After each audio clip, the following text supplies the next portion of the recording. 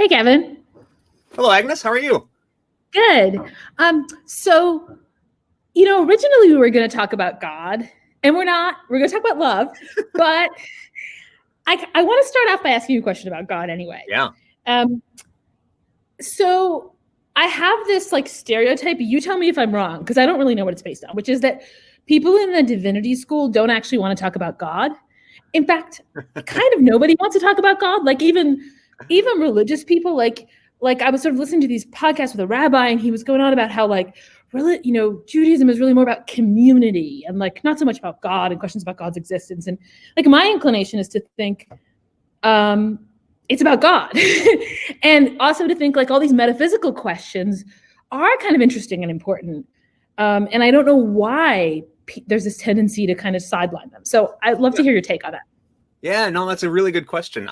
I get two different kinds of assumptions people have about the div school. One is that it's like adult Sunday school, right? That it's just an extension of religious practice. And the other is that it's this totally anti-religious, or at least really a-religious kind of space.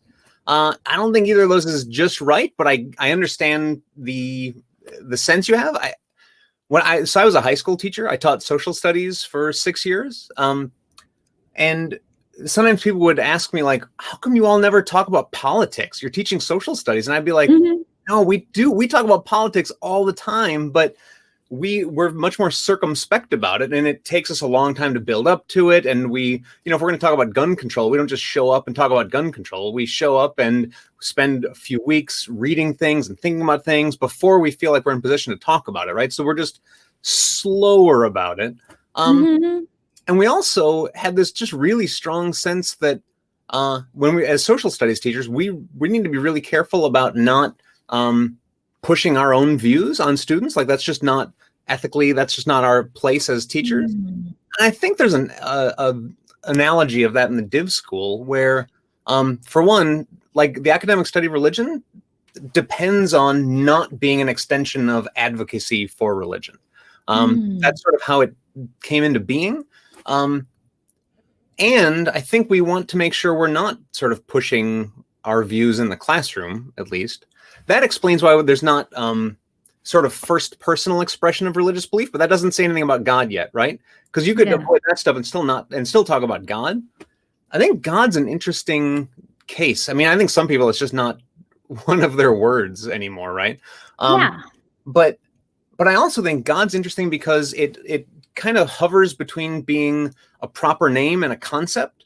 And so if people want to talk about the idea of some kind of ultimate something or other, they will use some other way of picking out that ultimate something or other. They won't use the word God because that is ambiguous between the name and the concept. And instead they'll talk about that than which none greater can be conceived, or they'll talk about the whence of absolute dependence, or some other way of specifying what that concept is about. And then just one more thing. We can talk as much about this as you want, but for some people at least, I think there's still a kind of leftover or a holdover sort of reverence for God, in the sense that the idea that God isn't a term that should just be thrown around like other terms.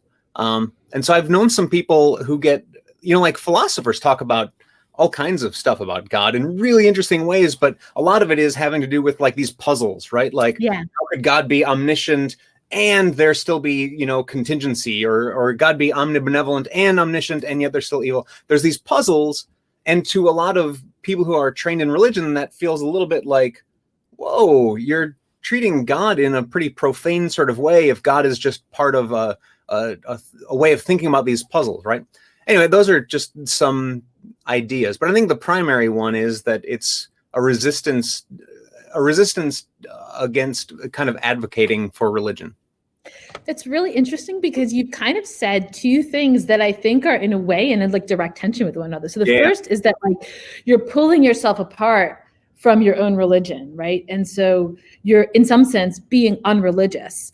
But the other is that it's a kind of, in Judaism, you don't say the name of God. And you have different ways of saying, it's kind of like the then none which greater can be conceived. Like there's something about the name of God that is like holy, right? And sacred. And you might think that philosophers just kind of walking around talking about God are in some way not adopting a properly sacred attitude, which I hadn't thought about that, but that might be true of me. And so but that's really interesting, right? That if it's the commitment to the sacred, then in a way, your own religious commitment is getting quite deeply expressed in your aversion to talking about God. Whereas if it's, I don't want to be pushing my religious beliefs on other people, then it's sort of the opposite. And so you're coming from these two different angles. Yeah. And I don't think it's one thing, to be honest with you. So I think there's also some people who they, as a matter of fact, are pretty anti-religious. And so it suits them just fine not to talk first personally about religion, but that is in some respects their commitment with respect to religion, right? So that's another kind of commitment of expression of religious commitment, just as this sense of a kind of sacredness of the name is an expression of that, as opposed to we want to make sure we're disentangling ourselves from our teaching, not advocating for religion. They can all look sort of the same, but they can be coming from different places. Why is it so important not to advocate for your religion? So I think there's two things here. One is pedagogical. And so pedagogically, the idea being that we need to make sure we're not presuming conclusions, but rather helping students think much more carefully about their positions. And so if there's a whiff of an official kind of position and you're fighting uphill in order to defend something else, the idea that that's going to make it harder to help that student think more carefully about their views, I think that's part of it. But I also think that I think there's a sociological reason, which is just scholars of religion are just really sensitive, very sensitive to this idea that we might be advocating, because this is part of the kind of founding myth of religious studies, is that we emerged out of and have to sort of hold at bay religious advocacy, because religious studies at first emerges out of a kind of apologetics for religion, right? It's just a learned defense of religion, but that's not necessarily properly academic, at least in a secular context. Good. But I also think there's this idea of partiality, that there are good and bad kinds of partiality, I guess, but wanting to make sure that the goodness of our arguments are measured by the goodness of our arguments and not by whether they support the religious conclusions we'd want them to support. How is it in philosophy? I mean, do people worry about advocacy and partiality in the same kind of way? No, they advocate for their views all the time. I mean, I think my own feeling is that I kind of can only really argue for and present and teach views that I agree with, so that I have to actually just like come to agree with whatever author I'm teaching. So it's like, if I'm teaching Hume, I got to be a Humean at least for an hour, That's a real challenge with Hume. But I just get inside it and I'm just like, there's only one option. I agree with Hume. And then I just be Hume. And I will assign to graduate students, like when I, the way I do grad seminars, I assign secondary literature, and I will assign, I'm like, you are this person for this class, and you have to defend their views, and you just have to agree with them. There's no, so there's a lot of advocacy, but I suppose that there is not this idea, that the advocacy might be slanted from some other motive, right? There isn't that kind of suspiciousness. And so maybe it seems safer the advocacy seems safer. I mean, serially advocating views sounds like something I do. Right. I do try very hard to do the kind of thing you're talking about. So if we're reading an author, even if I totally disagree with them, I want the best version of that possible, to such an extent that students will often think, oh, he's such and such. But that's different from me suggesting that sort of the official view of the class is this, and there's something second rate about any view that diverges. Right. I mean, I teach a class on aspiration, and I've written a book on aspiration, and I teach my own views sometimes in the class. And I agree with my views still. I haven't changed my mind. So there's but I don't think I make it the official view of the class. In fact, I think I make it obligatory for the students to argue against it. Yeah. Let me take a step back. So, Hi everyone. This is Night Owls. I'm Agnes Callard. I'm a philosopher at the University of Chicago. And Kevin, can you introduce yourself? I'd be glad to. So I'm Kevin Hector. I teach theology and philosophy of religions in the Divinity School at U of C. I should mention this. It's an honor to be here, and I can prove it. I first interacted with Agnes because I sent her fan mail because I so esteemed her book on aspiration. So I've worked on theological language. I've written a kind of history of modern theology, all the like bad guys of modern theology, like Kant and Schleiermacher and Hegel and Ritschl and Trulch and Tillich, everybody who nobody sort of likes in theology anymore. And now I'm working on the way certain kinds of practices are supposed to shape us and form the way we see the world and see other people and interact with them. So things like prayer, sharing meals together, singing, and forgiveness and love, which is one of the topics we have for tonight. I had never thought about the theology of ghosting until we started thinking about this discussion, but I'm excited for all of the things that we can talk about with respect to these things. Cool. And I want to introduce you to one other person. Ooh, that was good timing. Tyler, can you introduce yourself? Sure. Hi, I'm Tyler Zimmer. I am faculty in the philosophy department at U Chicago. I'm also the assistant director of undergraduate studies, and I am Night Owls in the chat. So I'll be helping to kind of facilitate questions and so on. So great. Thank you so much, Tyler. So we're going to do about like 40 minutes Q&A, and I'll break it up with a few little announcements. And then, sorry, between me and Kevin, and then the rest of you guys will get to ask your questions. So feel free to put your questions in the ask a question box. And maybe I already see there's already 18 questions, which is amazing. We've never had this many questions at this point. Maybe when you add your question, please read through before you add a new question. Read through and see if somebody's asked your question, and if they have, voted up rather than asking it again. Because we won't get through all the questions, I think, given how many there are. Okay, so what is love? So I mean, I think of love as, in the most basic sense, it's a way of valuing somebody or something for their own sake. Specifically, you love somebody or something insofar as you care about that thing to such an extent that you're invested in its well-being. You're invested in how things are going for it. You're invested in it expressing itself. That gives you reasons to want it to flourish, reasons to seek its well-being, seek to promote its flourishing. This is benevolence. So if the first is care, the second is benevolence, and the third is appreciation for what's good about it. Right. So insofar as I care about something to an extent that I'm invested in it, and therefore have reason, maybe dispositive reason, to seek to promote its good and appreciate that which is good about it, I love it. There's beyond that, though, there's a species of this that we could call it intimate love, or the love of close friendship or close partnership, which has some different characteristics, I think. But the baseline ones for me, when I talk about love, those are the three things I think about when I think about love. Good. So you said someone or something. So you think you can love things?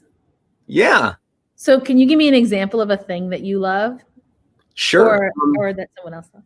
No, sure. I mean, so I love certain kinds of food. Mm-hmm. Right? Like I love Indian food. Mm-hmm.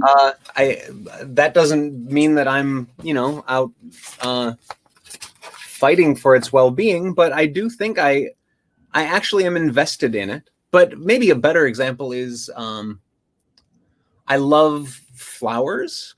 right? So I love azaleas. I love the particular azaleas on the side of our house. So if I notice that they're starting to wilt, it it upsets me, right? I don't like that, and I have reason to do things like fertilize them and prune them, and I appreciate their goodness. I appreciate the way that they bloom. I appreciate the way their branches have a particular kind of woodiness to them that you don't get in something like a rhododendron. Yeah, so I think I can love things other than people. Right? Do you have concerns about that?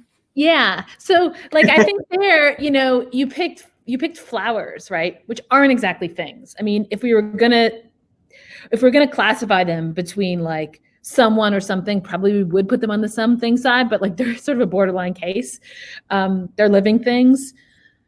But someone in the chat just brought up love of ideas, like in Plato's Symposium. So do you think you can love ideas? I mean, sure. I think I can love ideas. I mean, so even the kind of love involved in really trying to think through an idea and caring about getting it right. And there are certain ideas that I cherish, I think. And insofar as I cherish ideas, like I think I love the idea of justice, right? That's an idea that matters a lot to me.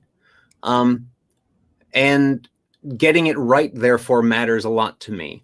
And wanting to see that expressed matters a lot to me. So yeah, I think I can love ideas, but I also think I can love things like particular rock formations. Right? Like a place where I go hiking and there's a particular rock formation. If something were to happen to that rock formation, I'd be pretty upset. I'm liable to certain emotions concerning it. And I would certainly have reason to do something to make sure that didn't happen, right? And so if there were some way I could make sure that it was protected, I would, but I also appreciate its goodness, right? I just admire the goodness of it. And rock formations, I think, qualify as things, right? Yeah, definitely. So good. That's not a borderline case, I think. So unless yeah, I mean, right. So like it's interesting, right? Because your account of love, I think it was tripartite, but there's a sort of benevolence part and an appreciation part, basically. Like there's their third part. What's the third part? Care. Care. Care is the basic one. Okay, I would put that under benevolence, I guess. But in any case, there's like, I guess the way that I see it is that love has two directions, right? So the appreciation direction is like, there's the good that's out there and it like comes into me and there's a little like avatar in me of the goodness of that thing. So it's almost like it comes home to me and I experience its goodness, right? Whereas benevolence is the other direction, like, the thing experiences the good because of me. I do good onto it or something, right? And so I see love as having this bidirectionality. What's interesting to me is that I might have tried to say, before you just said what you said, well, maybe you can love ideas and maybe you can love rocks and things like that. But there it's just appreciation and not benevolence. It's sort of unidirectional. But your thought is, no, I can be benevolent towards the rock formation or the idea. Is that right? Or what?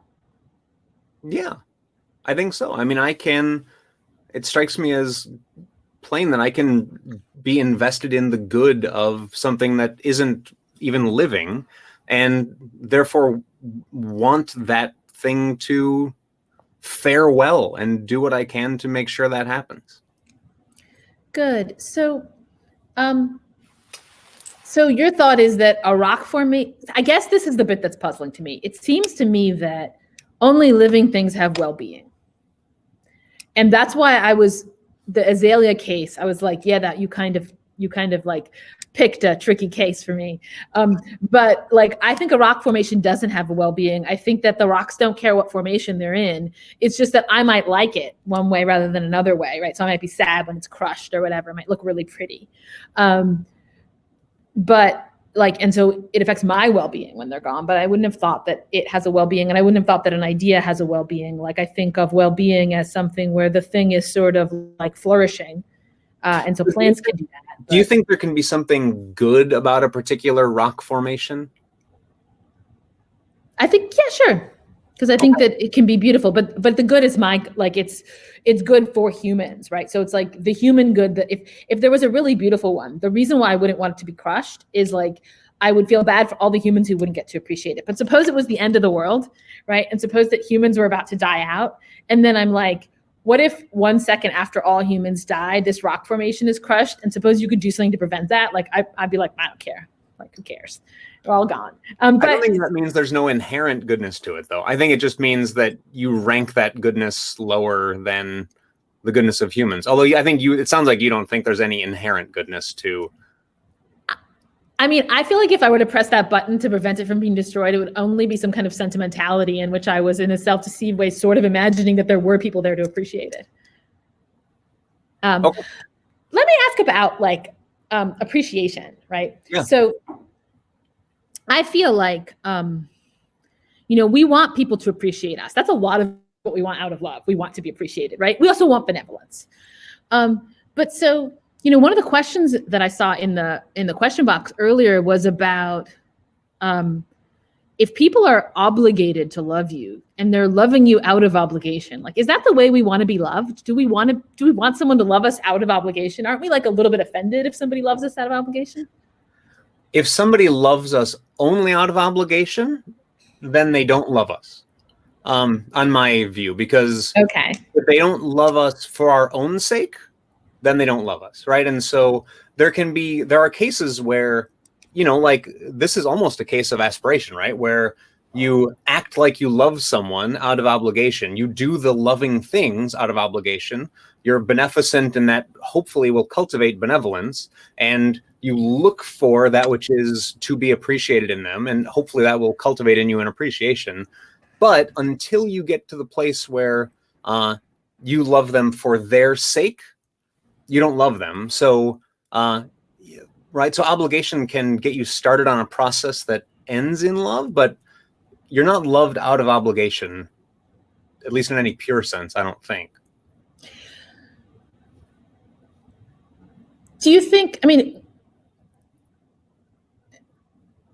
think that you are obligated to love other human beings? Yes, I think I am. I think I think I am obligated to love everyone who is in my vocational orbit. But you're obligated not to love them out of obligation? Right. Okay, so that's puzzling. So can you explain that? Because it's sort of like you have this obligation and then you have to ignore it? No, the obligation can sit really well with it, but the obligation means that, part of what it means to me is that I'm doing something wrong. It's a signal to me I'm doing something wrong if I don't love them. So it means I need to work on me somehow. So with respect to my orbit of vocation, right? So there's the smallest concentric circle, which is the people who are really close to me. I have an obligation to love, my wife and my kids. I have an obligation to love my students and my neighbors. I have an obligation to love the people in my church. I have broader obligations I have ad hoc obligations, right? So somebody just shows up and who knows how they get thrown into my life, but they sort of on an ad hoc basis, they get thrown into my orbit. And then there's bigger spheres of obligation where it's really harder to think about how you're loving particular persons, but you can love classes of persons. That's a little trickier to think about how I think we do that, but it's only love in an analogous sense, right? But what if one of those people in one of the close in, what if they're just really annoying? Yeah, no, this happens. I'm one of the people in another person's circle who's super annoying, and they have to figure out how do they love me. So what if I take myself to be obligated to love all of my students? Right. And let's say counterfactually, there's one who I just don't, right? Like, I think they're a jerk. And every time they start talking in class, it's like you make things worse, and you talk condescendingly to other people, and like that you just rub me the wrong way, right? My take on that is, like, under my way of seeing things, that tells me that there's a problem with me, in the sense that I am reacting to them in an unloving way. At the very least, I need to work on being less unloving toward them, and work to figure out, why is it that I'm not the kind of person who can love even irritating people? So I think there's limitations on love from the side of finitude. And if I don't love somebody because I'm just finite, I'm not blameworthy for that, right? Like, I'm not blameworthy because I can't bench press 1,000 pounds. But there's other cases where I can't meet the obligation because there's something that I'm not measuring up, morally speaking, right? Like, if I can't help but lie when it would be in my best interests, because I've cultivated the vice of lying to get out of anything that's going to be hard for me, well, it might be that I can't bring myself to meet that obligation, but I'm blameworthy for not being able to meet that obligation.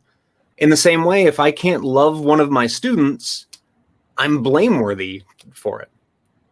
So a bunch of the people in the Q&A are asking, what is an obligation? But I feel like Kevin actually just answered that question, guys. So his answer is, like, let's say an obligation is a rule such that you're blameworthy for not meeting it, or something like that. So you can say more in the chat if that's not enough for you.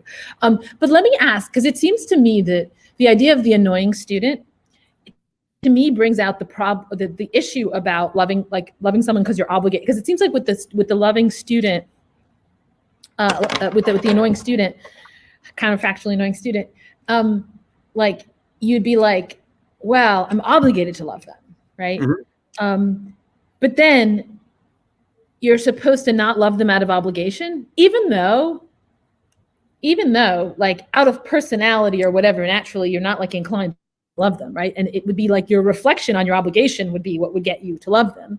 But you still want to insist that you're not loving them out of obligation.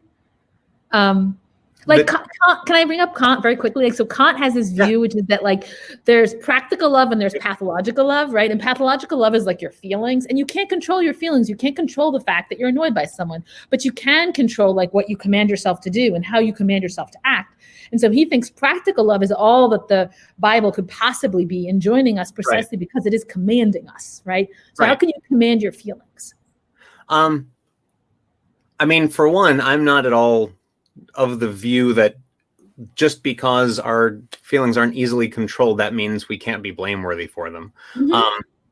But beyond that, I think that the telos of this is the kind of love where I would love the person for themselves. Investing in the things that would get me to the place where I love them for their own sake, that's the point, right? So even if the best I can do in the meantime is practice a kind of beneficence toward them, try to look for what's good in them, where I think, I mean, it's a little bit like, so again, I was a high school teacher, right? And it's a little bit when you are committed to looking for the good in somebody, it often helps elicit good in them, right? So it's a little bit like doing anthropological field work, where the hypotheses we bring to somebody shapes the way they respond to those hypotheses. It brings them into line with that. That's part of the alchemy, at least, of this process. Good. Let me ask you about something you said about God and your piece on love. You said that God takes this, like, God loves all of us, right? Yeah. But he takes the side of the oppressed. Yeah. That bothered me because I think I'm not oppressed. And so then I'm like, whoa, God's not on my side. Like, I'd actually even want to be oppressed if that's what it took to have God on my side, right? And it's sort of, and then I reminded me of this piece by Bertrand Russell, The Secret Virtue of the Oppressed, where he sort of says that, like, for every oppressed group has been thought to have, like, to be kind of like secret and mystical and especially good and especially virtuous, everything from, children to women to, he says, Hungarians and Italians, the Irish, right? His view, he has a kind of cynical take on that, which is that the idea of God taking the side of the oppressed is really a way to offer the oppressed reverence as consolation for their inferiority, right? And the oppressed are the poor and the wretched are not actually morally better than anybody else, and so why should God take their side? Mm-hmm. So talk to me more about that. This is a super important issue, because if you say this in such a way that it valorizes oppression or being oppressed, right, then it can be this way of, it's a kind of opium for the masses, right? It turns out you're super blessed and you should maybe stay poor, and I wish I could be like you. There's a lot of dangers in that kind of view, let's just say. But the other view is something like God is especially moved by those who suffer. Because God loves all of us, God loves those who suffer, and those who suffer move God's heart.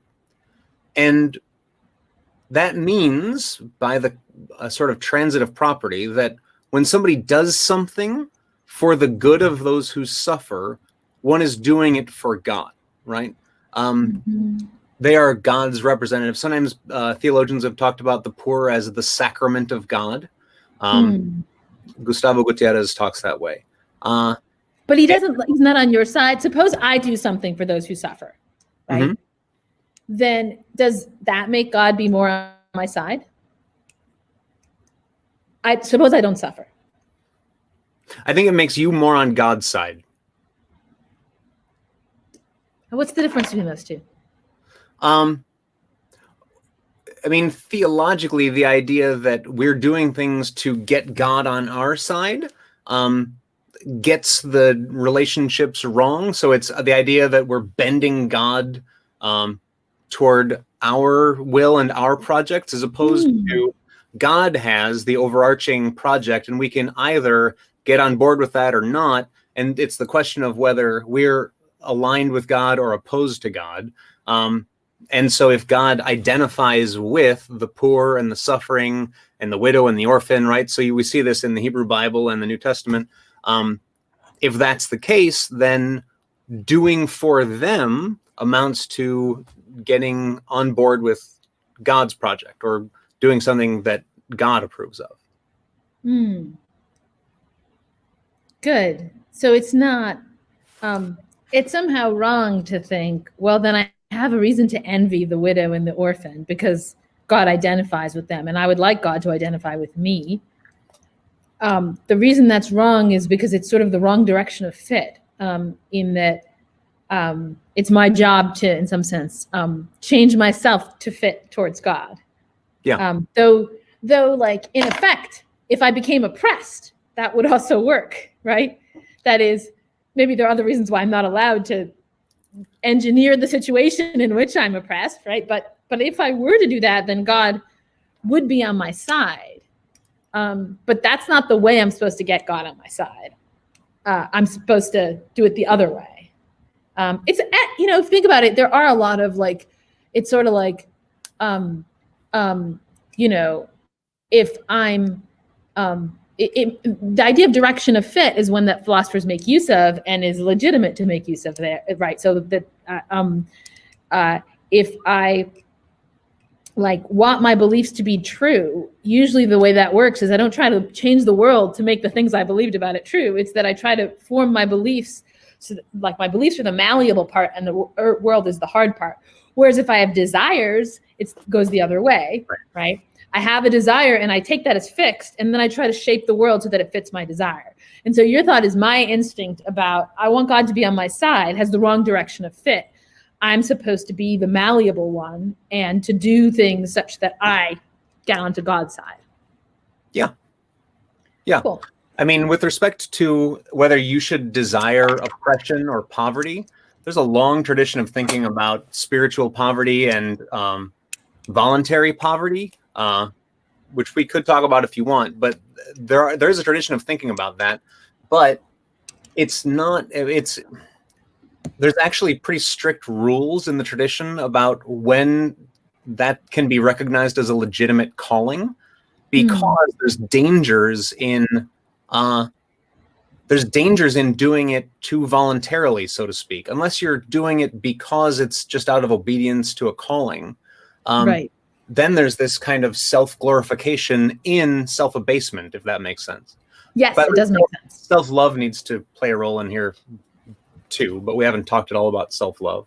Okay, maybe we will, but I'm going to take a pause for a moment and step back and just do two things. The first is I just want to announce the winners of our writing contest for this week. So our third place winner is Chloe Lim, All You Need Is Love. Second place, Andrew Eckholm, Saying I Love You. And first place, Valerie Boitin, If It Were Not For Your Love.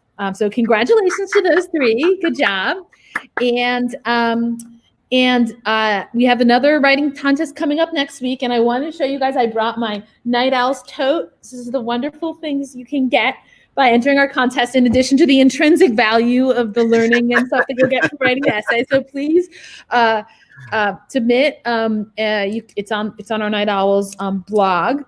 And then I want to say one other thing, which is we're going to, Kevin and I are going to talk for maybe another 15, 20 minutes. I have some more questions for him about dating and breakups and all that kind of fun stuff. And then it's going to be your turn to come up and ask questions. And we've had in, past few Night Owls, I've been surprised at how reluctant people are to come up and ask their question and appear on the screen. And for some of you, it's technical issues. But I encourage you to do it. It's a good, I get that public speaking is scary. And it's interesting to me that this still counts psychologically for you guys as public speaking. You're just in your room with your laptop, right? But I get that that's scary. But what's funny is a lot of people who've shown up are people who are my students who know me, so they know I'm not scary. Or maybe they know I am, I don't know, but they're brave. but my students are willing to do it. So you can see nothing really terrible happens to you. So we want to see you, we want to hear from you. So please consider, when Tyler comes and asks you if you want to join the screen, I encourage you to say yes. All you got to do is ask your question. You can then close your window right afterwards, but we want to hear it from you. Okay, so let's get back to talk about love. Okay. I want to ask you about dating, okay? So it's one thing to talk about how we're obligated to love everybody, but somebody in the Q&A brought up being in love, right? And we definitely wouldn't use that phrase for rocks or plants. Mm-hmm. We pretty much only use it for other human beings. We pretty much only use it in romantic contexts, right? That phrase being in love kind of picks that out. If we think specifically about that kind of love, romantic love, let's call it, what do you think, that's a case where people would be especially unhappy if they were loved out of obligation? What do you think that people want to be loved for, romantically? That's a really great question. So I think people want to be loved for themselves, but that's not opposed to being loved for reasons, right? I want somebody to have reason to love me, but what they love isn't captured in those reasons, right? So if there was there are these dating algorithms, right? So if we have a really good dating algorithm, and I said these are and suppose I knew really the traits that I really care about, and I listed them, and they find somebody who has the highest, compossible grouping of these traits, that means that I should love them on paper, but it doesn't mean that I would love them. But those are some kinds of things that could give me reason to love the person, but there's something beyond that. We don't always love the person we should love on paper. And sometimes the person we love, they change from the traits that they had when we fell in love with them. Those change, but we still love them. So there's a way in which the reasons we have for loving them are almost like symbols of them, or like outward manifestations of who they really are, or mediations. Maybe that's a better way to put it. Those are mediations of them, but who they are always transcends it. There's always something mysterious about falling in love, right? There's something that just goes beyond whatever it is that we love about somebody, that somehow gets at them, but it's really difficult to say what that is. But I think that's part of the reason why dating sites are problematic. Even if everyone was totally honest and a reliable self-reporter, it's really hard to predict what that mysterious extra element is. So not only is it hard to predict, but I actually think we like the idea of it being hard to predict. That is, and I think this is less true than it was, in my youth, when dating sites were just much less popular. But there's a kind of romantic story about falling in love that is a story of an accident happening, and we like to think of love as being accidental. And there seems to us to be something wrong with starting a relationship in this kind of programmatic, systematic way, where you have a lot of control. You're like, well, this is the kind of person I want, and then you find that person. So why do you think that is? Why do you think we like the idea of love's being too mysterious for us to be able to sort of control it in that way? I mean, I suspect that, there's just, I'm not sure, but I suspect that it has to do with the fact that we have cultural notions of love being something more like inspiration than like engineering. And sorry to my engineering friends, I understand there's inspiration involved in that too. But also because I think there's a sense that if you love me just for my traits, then you're not loving me for my own sake, because I'm not just this bundle of traits. I am something, behind is the wrong word, but something that goes beyond the sum total of these traits. And so if in some way you're just loving me for those traits, then you're not loving me for my own sake. And loving me for my own sake means sticking yourself with me in something that goes beyond those traits, such that there could be change, right? I don't know. What do you think?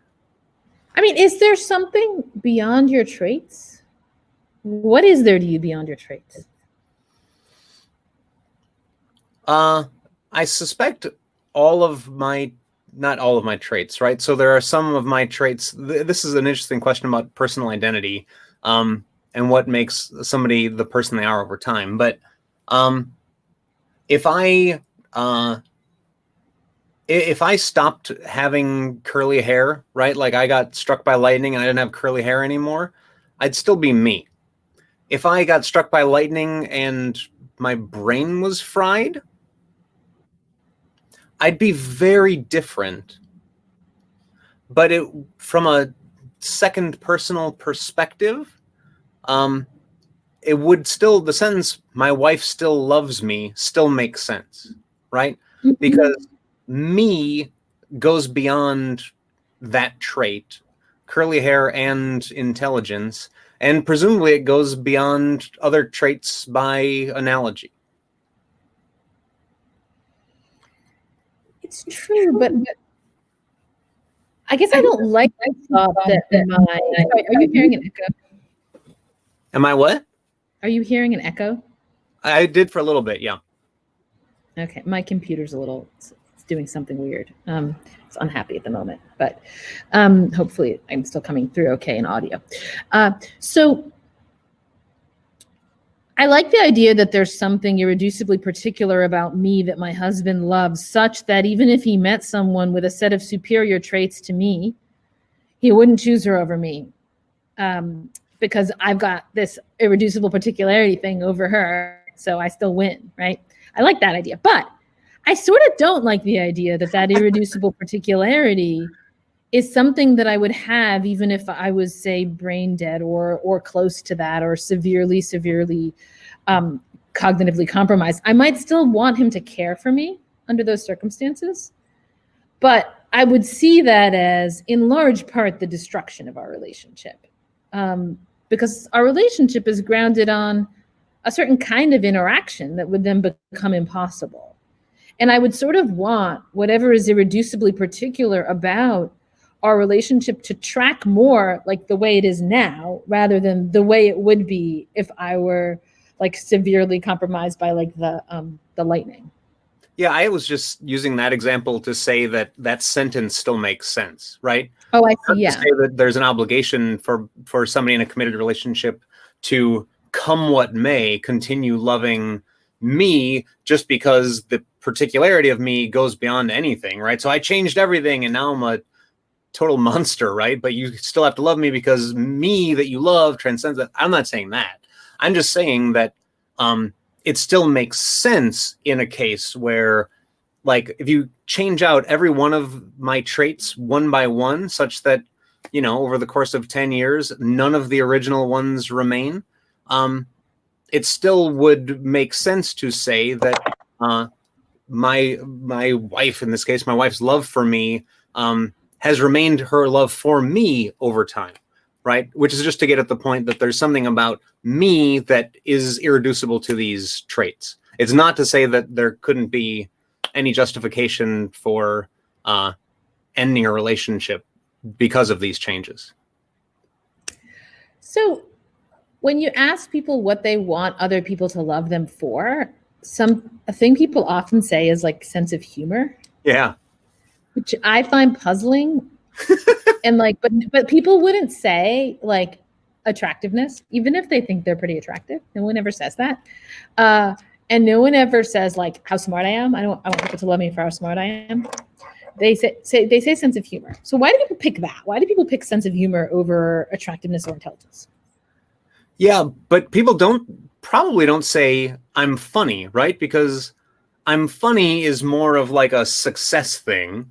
Whereas having a sense of, it's like saying like, I would say like, oh, I like sports. I want, like, that's a good thing about me. They wouldn't say I'm good at sports. And saying like, I have a sense of humor is more like saying I like sports, and less like saying I'm funny, which is like saying I'm good at sports, right? Because I think we're really uneasy about bragginess, right? We're uneasy about sort of saying good things. So we say things that are maybe a step removed from the good thing we want to say. But I think sense of humor, I mean, it's like being a good conversationalist for a lot of people, right? So there's these ways that we sync up with other people in an intimate relationship. One of the ways we cultivate intimacy is we sync up with other people, or we see how much we can be synced up with them. And if somebody never laughs at the same stuff that I do, then we're not really synced up. But over time, if we laugh at the same things and learn to see things from the other's perspective and can share a sense of humor, that's a way of syncing up and developing a kind of closeness, just like having good conversations can do that. Shared experience, like having a shared history together, can do some of the same stuff. So I think that's it. I also think, I mean, it's almost just a cliche, right? Like, I mean, I think the jokes I've seen, at least about dating sites, is that like that's just boilerplate. Everybody says that they have a good sense of humor. What they're looking for is a good sense of humor. I don't know. I have not ever been on a dating site, but I've heard jokes. So, my views about breakup. I've written on this topic. Like, I think that you're not just like straight up allowed to break up with someone unilaterally. So what do you think? Do you think that there are sort of ethical requirements on how you break up with someone, whether you break up with someone? Or do you think it's more like an all's fair in love and war situation where it's like, if it's not working for you, then that's it? I mean, it depends a lot on the relationship, right? So if it's a committed, intimate relationship, let's say, that I think raises the stakes both on when it's okay to break up, and it raises it changes the requirements for how, I think. But I think those are different, like the when it's okay and the how too. I'm speaking as somebody who has really no experience in being in position to break up with somebody, but so if you're in a committed, intimate relationship, that is in the absence of bad behavior or in the absence of abuse and in the absence of just, let's say, bad circumstances, but you're just in an ordinary relationship, I'm inclined to say there's something like a last resort principle, which is not to say you can't do it, but it is to say that you have some obligation to work at it, and even some obligation not to get to the place where you'd want to break up. Right? So like I take myself to have an obligation to maintain an interest in the stuff that my wife is interested in, and to work on our relationship so as to, oh, I'm all by myself. Hello. Hello. Are you back? Agnes virtually broke up with me. I'll just keep going a little bit. I can still hear you. You can still hear me? Okay. Yeah, so I think that Yes. and even an obligation to protect that relationship, right? So care about the relationship itself. Yeah. And then with respect to the how, I feel like, again, in, let's say, reasonably good circumstances, I can still hear you, but I may have to start my computer.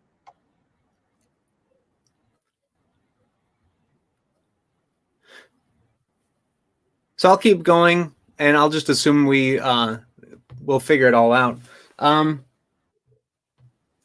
So with respect to the how of breaking up, what's up, Tyler? Hey, how are you? I'm doing well. I was going to say we can go to some questions if you like. I didn't want to interrupt your thought, though. I was curious to hear what you had to say at the remainder of your answer. I'll just say something really quick about the how of breakup, the ethics of that. But I just want to say that my tie matches the pattern on your shirt, and I'm so delighted about that. It's a nice tie. I say so myself. I don't say so myself. With respect to the how, I feel like if it's a relationship where you're intimate and you're committed, then I think you have some defeasible obligation to try to give them a chance to know what's going on, a chance to say what they might want to say, a chance to have an ending such that they could get on with life afterward. Right? Like I that strikes me as the optimal, at least, kind of breakup, and especially if so Agnes has this nice image of an intimate relationship being of a sort where, if you've ever seen trees where the limbs kind of grow together, and if you're breaking up, then you're pulling apart these limbs, and that's a painful thing for the person who has grown together with you. Right. And so that doesn't mean that you can't break up, but it does suggest that you might have some obligation to try to do that in a way that doesn't make it unduly hard for them. So do you want to go to questions, Tyler, or should we? Yeah, I was going to go to we have a bunch of if I could ask just one quick follow-up, though. Do you think if you're in an intimate relationship with somebody and the branches are, as you say, kind of intertwined in this way, Do you think there's a duty to not fall in love with other people? Like if you fall in love with somebody else in that situation, have you failed to live up to some obligation you have to the person you're supposed to be in love with?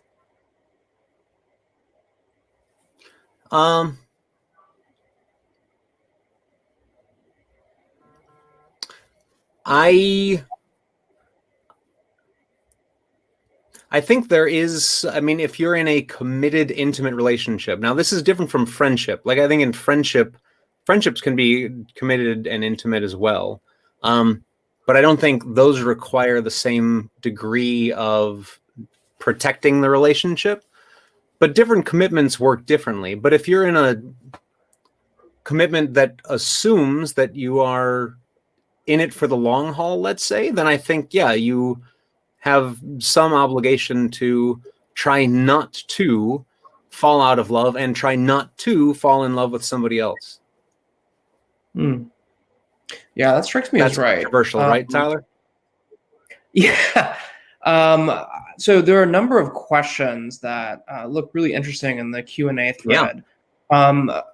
Maybe we could start with one that seems rather straightforward, but in fact looks hard to answer. So it says, this is from the user is Publius Ovidius, and the question is love at first sight a serious possibility? If so, how is it different from love developed over time?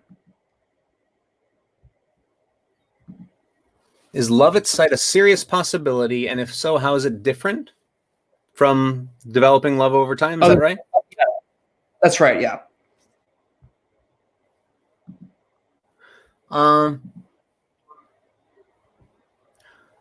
I mean, I think retrospectively, you can see that it was love at first sight. I'm not sure I believe in love at first sight in the full-blown sense that immediately you had the kind of love that it takes people months to develop. But there can be a kind of clicking with somebody and an attraction that are of a sort that give you a real head start, let's say, on developing that kind of love. So, I mean, insofar as that kind of syncing up I was talking about, sometimes that syncing up can be immediate. Like you just can't believe that somebody gets you and you get them and you're right on the same page right away. And there is that kind of attraction to each other. I believe in that. But whether that amounts to love, there's a kind of diachronic component to love that can't just be instantaneous, I think. So you have the raw materials for love, maybe. That's my first shot at it. What do you think, Tyler? You seem to think it's an complicated question. I'm sympathetic to what you've said. I mean, you can have an inkling that you might love somebody in first meeting them, but to know right away, I think what you're saying is plausible. I feel almost like I don't know. It seems like there's a part of me that wants to sort of believe in the idea of love at first sight. But yeah, when I think about it, it seems difficult to justify. Looks like maybe Agnes is back. Agnes, can you hear us? Yay! Oh, yay! Yes, I can. I'm sorry. I don't know what was going on with my computer. It was like getting more and more frozen. And we were just talking about love at first sight. Yeah, I know. I could hear what you were saying, actually. So, like, I have a weird thing about love at first sight, which is like I kind of believe in it, but in retrospect, you know. So, like, I think that, like, it's almost like in retrospect, I kind of understand that when I first met my husband, it was kind of like love at first sight. But at the time, like, I was just like, that was weird, and there were a bunch of things, and it's almost like there's this meaning to the past that I can imbue it with. And I don't think it's wrong or false, but I think I couldn't understand it at the time. And that has something to do with the aspirational character of love, right? Where I can now pack a lot, like I can now understand what I was doing in a way that I couldn't at the time. So I think that, I suppose, like, there could be people who have love at first sight in the sense that they see someone and in that instance, they fully know. I haven't had that experience. But I still sort of feel like there can be there's this other thing where it's almost like you remember it as though you fully knew in that instance, because your memory loads this later knowledge, and I think it's not a lie. Yeah, I think that seems right.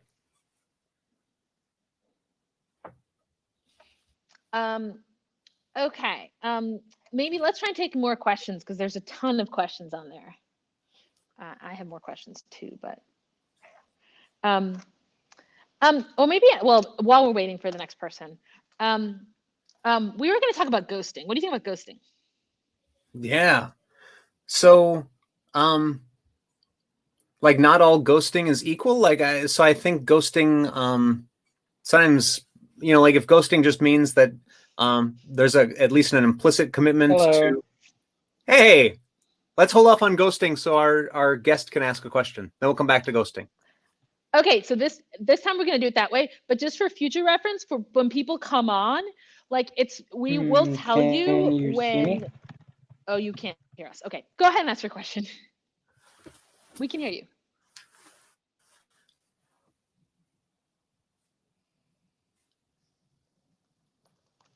Okay, I can't see or hear any of you, so I'm just going to ask my question, and I'm wondering if love is aimed at self-interest, altruism, or neither. And I guess I'll just briefly say my motivation for asking is because like love, the feeling could benefit me, but also it's like in some Christian traditions, like we see love as like being willing to sacrifice for others, and that seems altruistic. Good. That's a great question. Kevin, why don't you go ahead and answer first? Yeah, that's a really good question. I mean, reciprocal love is clearly both altruistic and self-interested, right? Like in loving somebody who loves me back, I'm invested in their good, but their good includes me, so that there's this kind of circularity of it in a really good way. But in asymmetrical love, where I'm invested in their good, such that what's good for them is good for me. So there is some self-interest even in the altruistic version. That's just not what motivates me. But my self-interest becomes bound up with their interest. There's an argument that I'm not sure I totally buy, which is that love is always in our interest, because all love is self-love, because it's a way of forming ourselves in such a way that we become whole persons, and that's good for us. I'm not sure I buy that. I think I get it, but I think it depends on the actual love that's forming us. Right? So if I love something that's not very good or not very good for me, then then just in virtue of loving it, that's not going to shape me in a way that's going to be good for me. And then asymmetrical love, where I just want to be loved, which gets into one of the questions you talked about earlier.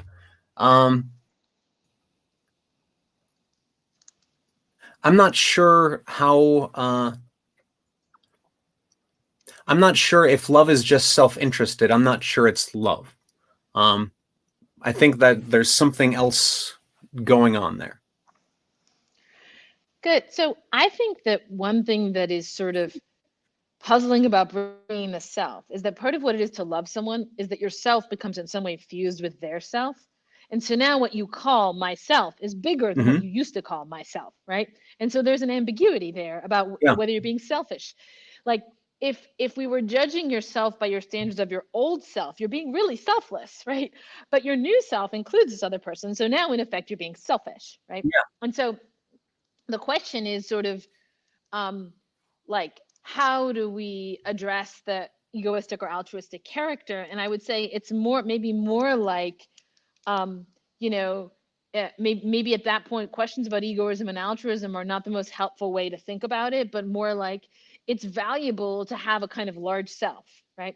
And I even think, I think people I think people differ in this respect in how big of a footing, how big of a self they want. You can imagine a person it's almost like those mushrooms that grow underground, and it's like my kids look like these separate beings from me, but actually we're like this one being. And hey, Ava, so just hold on for a minute. I'm going to finish and then, so like we're actually like this one like kind of morphed thing, or at least I see it that way. They don't, right? But like it's interesting to me that people not only have this, they have this desire to have this like larger footprint, but also diachronically, like they want to have this sort of future footprint. So that people want to they want a self that is stretched in time and is stretched in space. Is that egoism or altruism? Like, I think it's the sort of the categories don't quite work for that at that point. But let's hear Ava's question. Hi. Yeah. So I wanted to ask about whether or not we could have an obligation to not love someone. So the Globe recently put up a free production of Romeo and Juliet, which has a lot of instances of when people are not supposed to love others, both in the sense that Romeo and Juliet are not supposed to love each other because of their families, but then also there's the instance where Romeo's in love with Rosalind or whatever the first girl is, and that's an unrequited love. So in either of those instances, are there circumstances where we can be obligated not to love someone? Yeah, great question. So I'll say, question. We were both talking about that when we were talking about the Romeo and Juliet case in particular. So I guess my feeling is it matters whether we say love or fall in love, because I take it to be the case that you're not really that first personally in control over the process of falling in love. There's maybe some stuff you can do, but like the very idea that the conversation we had about the dating site, the mysterious element, right, is sort of this element of like you can't fully predict it or control it. And so, like, I think, if you're in a committed relationship, you might be like morally obligated, not in some sense, like not to love other people romantically, right? Are you obligated not to fall in love with them? It's like, well, are you obligated to not even start falling in love with them? Not even the very, very beginning part? Like, you're going to interact with other people. Is that something you can control? I suspect the answer is not fully, and therefore you can't have that obligation. But this relates to our Kant thing about practical versus pathological love, right? So it's like, I think if you can't control, if something is not fully under your control in the same sense in which you couldn't fully control the debating, the dating site thing, then your obligations can't govern that. But there was a distinction somebody made earlier in the chat about obligations to love versus obligations to try to love, or the absence of those. So I think you can be obligated to try not to love someone. I can't remember who it was who brought in that try word, but like, I feel like that, for me, that's a more comfortable way to talk about even the annoying student. Like, you might be obligated to try to love them, or to try not to love this person that you're falling in love with if you're committed to this other person. Mm-hmm. And similarly with the Romeo and Juliet case, where this is like a person I'm not supposed to love, you might have obligations to try to resist. So that's my beginnings of thinking about it. Mm-hmm. So with respect to this question, I think it's, for me, you talked about the difference between love and falling in love. And I would use some similar distinction between like garden variety love, where I don't think there's an obligation not to love somebody in the garden variety sense, almost ever, although they don't need to be in the smallest part of your concentric circle, so to speak. But with respect to intimate love, I think there are obligations not to love someone intimately if doing so is destructive for you, right? I mean, in some ways, there is great vulnerability in intimacy, and that raises the bar for when one should get into an intimate relationship with somebody, right? And you're obligated out of self-love not to. Right. Good. I mean, I saw in the chat somewhere people have questions about polyamory. Hopefully that person will come and ask their questions. I think that's super interesting. And that sort of gets at this topic. But for now, let's hear our next question. Hi.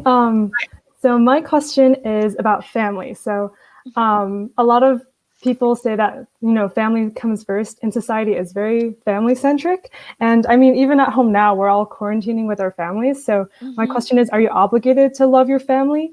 And then there were also 2 follow-up comments. Yao Shen asks, how much should you be a filial child or sacrifice? And Miranda asks, at what point are you allowed to not love your family, like if they're abusive?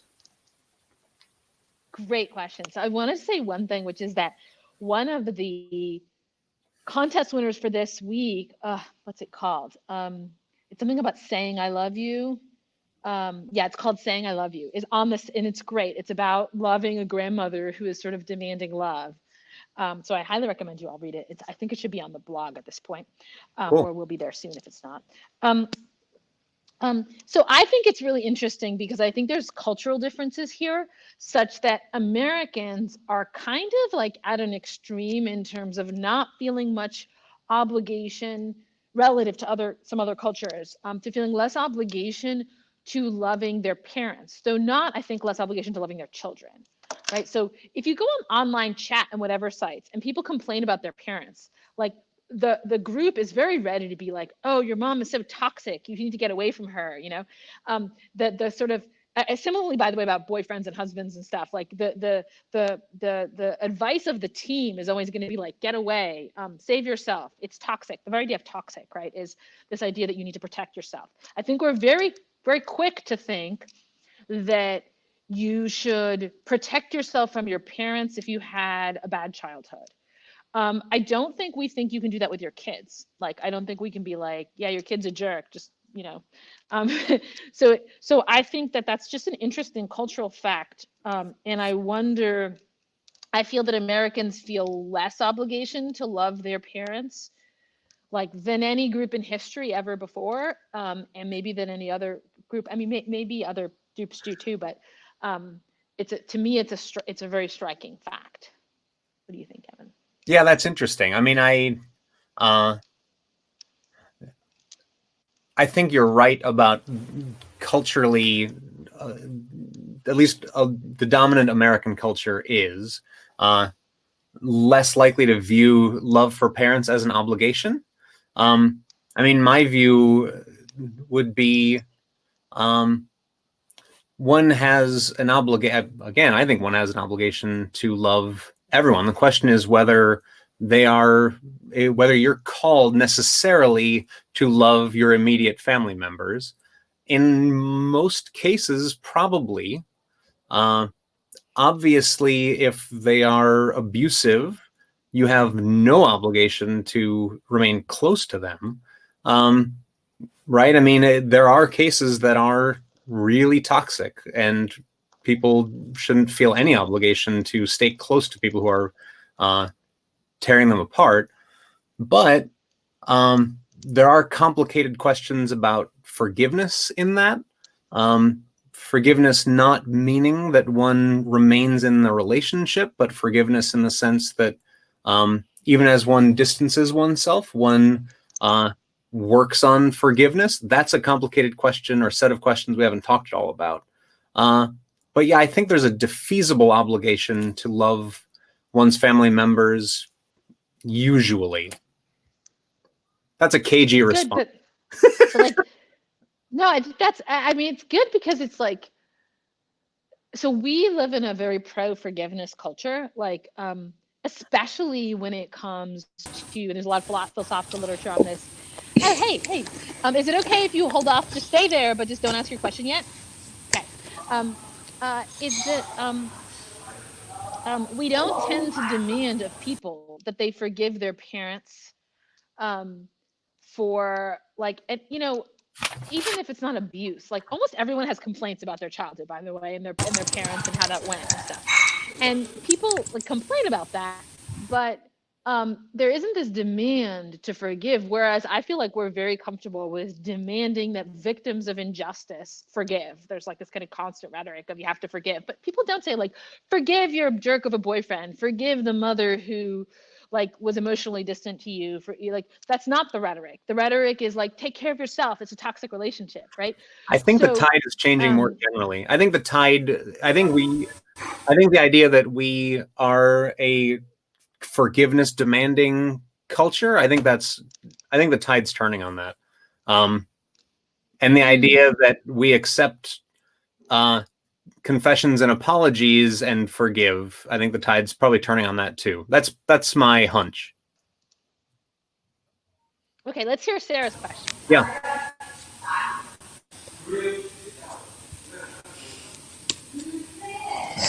Oh, am I asking my question? Yes, you are. I'm sorry, I can't hear the stream. No problem. There's a lot going on right now. But okay, I'm Sarah, and I had a question. Let's see. Oh, I was gonna ask a different question, but we did talk about asking about polyamory. So I guess what my question on polyamory is whether like the practice of it is feasible, and if we're able to handle being romantically involved with multiple people at once. So that's basically, or I guess we could talk about like the ethics of maintaining, romantic relationships with more than one person. And I don't know, I guess I guess we can talk about that. Yeah. Cool. Yeah, I think it's a super interesting topic. So here's like just a datum. If you Google, I'm married, but I'm falling in love with someone else. If you just like Google that and you go on like Psychology Today or whatever, it will say that's a sign that you don't really love your spouse. If you fall in love with someone else. I think that's just a thing we made up. Like, I literally think that has no basis in reality. There's never evidence, there's never studies cited there.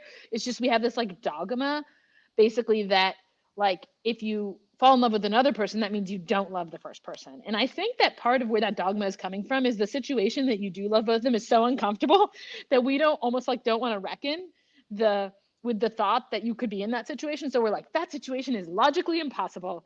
There, problem solved, right? Problem not solved. I think it's a huge problem. That is, I think that for a lot of human history, polyamory just didn't make that much sense, in the sense that there's like a family unit that is required for like child raising and splitting work in certain ways. And some places that polyamory did work, right? But places where it did work, it tended to be one way in terms of gender, right? So like one man would have many wives and not the other way around. But now imagine that, I think our society is somewhat reorganized in ways that make the sort of make at least lessen some of the impossibilities if you think of the sort of the household as being bounded. On the other hand, the idea that it could be multi-gender, like it gets very complicated, right? Like if people are involved in multiple relationships and those people are involved in multiple relationships, and there are these sort of webs of relationship, and like you don't know who's in your family, right? And I feel like that's like a puzzle. It's like an untrodden frontier, ethically, psychologically, to theorize. What would it mean to have these families with indistinct boundaries? Because I do think that for many people, what a family is like that it essentially involves knowing who's in it and who's out of it. Family is very tribal. And so the polyamory situation, if it's not sort of gender asymmetrical, is going to really blur those boundaries in ways that would involve, I think, reconfiguring the idea of family. That to me is what I see as the fundamental issue there. That's really interesting. So before you were talking, what I was thinking the fundamental issue is, let's just say we add this to the agenda of things that you'd need to investigate to think about this more carefully. So as I understand intimacy is a really vulnerable state to put oneself in. And so it's one wants to have a kind of protection to it. A committed relationship is therefore the usual recipe for building intimacy. It's also the reason why people freak out and get really controlling and self-protective and all kinds of other stuff, because intimacy is like this, puts us on the line existentially. And so the question would be, I mean, monogamous relationships pretty obviously don't always provide the relevant protection of this. The question would be, how do polyamorous relationships fare at doing that in all of their variety? Right? I mean, that would be the thing that, in addition to what you're talking about, I'd be interested in knowing, I would just want to know more about that. Yeah, can I actually say one thing before you ask your question, Veronica? So I think the argument you gave about intimacy, like every child could give that when their parent has a second child. Okay, so like I thought, this is my son's reaction when he knew he was gonna have a sibling, and so he was like 4, so he's kind of older, and he was totally heartbroken. Like he was devastated by the thought he was gonna have a sibling. He just burst into tears, and he was like, inconsolable. And I remember I said to him, like, Abe, do you think we're gonna love you any less? And he's like, no, I just don't want you to love another child, right? And so it's like he thought that parent-child relationship was like this intimate, close, like, he thought that was it, like one way, like, or one-on-one. Like he didn't think it was in the cards that there was like another one that was going to come along. He saw it as a deep betrayal. He saw it as a kind of and he's like way more vulnerable, say, than my husband is, right? In terms of like vulnerable to needing my care and attention, et cetera. And it is not true that I'm going to give him as much care and attention once I have another kid and another one, right? And yet we're like, hey kid, deal with it, right? But then in a romantic situation when someone's like, oh no, my husband might love someone else. What if he loves me a little bit less? What if I don't get as much attention? What, I'm in this intimate, then we're like, no, you have an absolute right to demand that he only love you, right? So it's an interesting asymmetry that we make this demand of tolerance for children, right? But we don't make that demand for like romantic partners. And I guess my inclination is to think that asymmetry is itself the product of the fact that we do not know how to work out the polyamory thing, and so we would like to just rule it out somehow because that would make us more comfortable. Like same as like the logical argument that you logically can't love 2 people or something. But that in fact, like, it would be a more fragile and difficult form of intimacy, which is also true of having more than one child, right? But that it might be great and it might be worth it.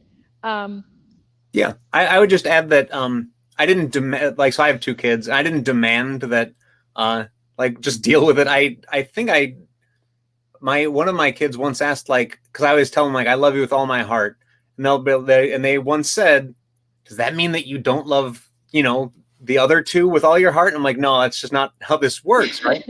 But I didn't just like demand that you accept it. I think I told them, like, you'll see this doesn't mean I love you any less, right? And so it's the logic doesn't settle the question one way or the other. It's actually an interesting empirical kind of question to see what shapes does this take, and what does it look like, right? And we have intuitions, cultural intuitions about the requirements of intimacy, but let's test them. I mean, yeah. So all that to say, I agree with you that it would be interesting to dive into that a little bit more. Okay, sorry, we've made you wait. Please go ahead. Tell us your name. Veronica. Okay, Veronica. Yeah, no worries. I found that interesting, especially because I'm an only child, so I've never had to I've had a privileged position in that respect. So my question, sort of segues into this, but not really. So I was kind of wondering about the distinction between love and like, because it seems like we can love people that we don't necessarily like. And I think maybe we can connect this back to our discussions of the case of romantic versus filial love, because it seems like in romantic love, you have this higher degree of control almost. You can kind of, when you're out meeting people, there's a degree to which you can be like, okay, I don't like this person, so I'm not going to love them. But with your kids, it's a little bit different. It seems like even if you don't like the person they turn out to be, you can still feel like you should love them. Yeah, that's really good. So I mean, there's so like can just be a way of talking about the fact that somebody sort of doesn't irritate us. Right? Like if I don't like somebody, that usually means they bug me in some way. But like can also be a way of talking about us appreciating somebody, right? We like being around them. Right? There's things about them that we like. And I think we can love somebody even if they bug us. We can love somebody even if we find them annoying. We have to work at it, but it's tough to think how love could exist without liking at all in the second sense. If there's nothing we can find to like in them, at least potentially, deep down, so to speak. That's tricky because it hinges on my ideas about image of God, but yeah, like and love are certainly distinct, I would say. Yeah, so like I actually think that a lot of the time we really value being loved by somebody who kind of dislikes us in some ways, or at least I do. Like, if I think about hey Caroline, my best friend is somebody who, when we first met, we firmly decided that we were never even going to speak to each other. We hated each other so much. And we were like fundamentally different people, and we had different moral outlooks, and like we were not going to be friends for sure. And we spent a while being like sure we would not be friends with each other. And I kind of have that sort of story with like many of the people that I'm close to, is like that we had to overcome this initial hatred. And like I feel like it's only then that I can really love someone if we also hated each other first. And I think that part of what that, for me, why that hatred is important, is that I feel like they know the reality of me. Like they don't just have just some fantasy about like how I am in the good times or something. They see my bad side and they still love me, right? And like, you know, you want the people who love you to kind of see, if you're like a little bit of a difficult person, which I sometimes am, that you want people to see that about you and to grasp it, and not to be under the sort of illusion or to not have seen that side of you, and then later they'll see it and they'll just reject you, right? And so you know, and there's a way in which it's like the person who loves you despite disliking you a bit kind of gets you. Like they're kind of like they're not just some kind of ally or something, you know what I mean? Like where they see you in this partial fictional way. Like they see who you really are with all your faults as faults, right? That are not likable, they're unlikable, and they still love you. And I think that's part of why people want to be loved for their faults, is because they want to be loved for who they really are. And who we really are is a person who kind of sucks a little bit. And so if the person still like loves you for that, then they're not just loving some image of you or some fiction they created out of you. Love you for your faults or in spite of your faults? Knowing your faults but still loving you, or loving you for your faults? I think it could depend a little bit on the faults. You know, it's sort of like with some of them, they can become like endearing. Yeah. And that has some value, but some of them are like, they're just not going to be endearing. So yeah, that's interesting territory. But let's hear Caroline's question. Okay. Hi. So I had a couple questions, but I guess I'll ask this one. Is it possible to love someone and still decide to do something that will hurt them? And if it is, how is that coherent? Because I guess it feels like we kind of all do that all the time in a way. Like we have friends or family members and we're like, okay, well, if I do this, it will definitely 100% hurt them. But I'm just going to do it anyway for whatever reason. So I guess y'all could talk a little bit about that. Yeah, can I say, like, I've done the most extreme version of that I've done in my life is get divorced. It's like when I was thinking about getting divorced, this didn't turn out to be true, but I believed that like it would be devastating for my children. And in fact, I believed it would be like really long-term for the rest of their lives, psychological damage. There's kind of a Kool-Aid about that that's very easy to drink and be like convinced of, right? So it didn't turn out to be true actually, but I got divorced in the belief that would happen, and I'm like, that's what I just have to do, and they're just going to suffer, and that's going to suck for them. And it really bothered me. Like it deeply bothered me. It was deeply upsetting to me. But for me, the alternative was like, well, if I don't do that, I'm going to become a bad person, and nothing's worth becoming a bad person, not even the happiness of my children. I guess I think that like there's a really important distinction between hurting and longing. Like, I don't think I would ever do anything to my children that I thought was unjust or morally wrong. But I think sometimes you can do something that you know will hurt someone, and that's okay, because your alternative might be doing something that's immoral. I think, I mean, more generally with parenting, you actually are kind of constantly doing things that hurt your kid, or at least that they experience as hurting them. Like, you basically, there are many stretches of time in which they just experience you as the person who makes their lives miserable. So I think hurt on that level, like, you might still think, well, there's a deeper goodness or whatever, but the point is, like, parenting just, it's like a lot of it is just hurting your kids, in my view. So you have to kind of become okay with that, and get used to it. Like, get used to them crying, like when they're babies, you want to stop them from crying. Like, do anything to stop them from crying. And then you learn, you're like, no, they're just going to cry sometimes. And you just have to be okay with it. So yeah, I think I kind of think loving people involves like knowing when you should hurt them is a big part of it. So I'm not as good a person as Agnes, because I've wronged my kids, right? Like, when I'll lose my temper at stupid stuff, and get mad and use a tone of voice that hurts their feelings in ways that they don't deserve that. And I will have to go to them and say that I'm sorry. I think that doesn't mean that I don't love them. It just means that I've gone against the grain of my love for them. But there's also cases, tragic cases, which I think is one of the cases you were suggesting, Agnes, where you're hurting them not out of love for them, but you're hurting them because tragically sometimes, even though you love them, you're in circumstances that things will happen that will hurt them, and it pains you, right? And there's also cases where you more directly do something that hurts them in some sense, out of love, right? So if I love my kids and therefore punish them for doing something that is going to be, if they repeatedly do something bad and they just need to let something sink in that they shouldn't be acting that way because it's just not going to be good for them to grow up that way, something like that, then I'm out of love doing something that's bad for them. But it's not, the aim of it isn't to do something bad for them. It's really instrumentally good. Good. And let me add one thing before we get to the question.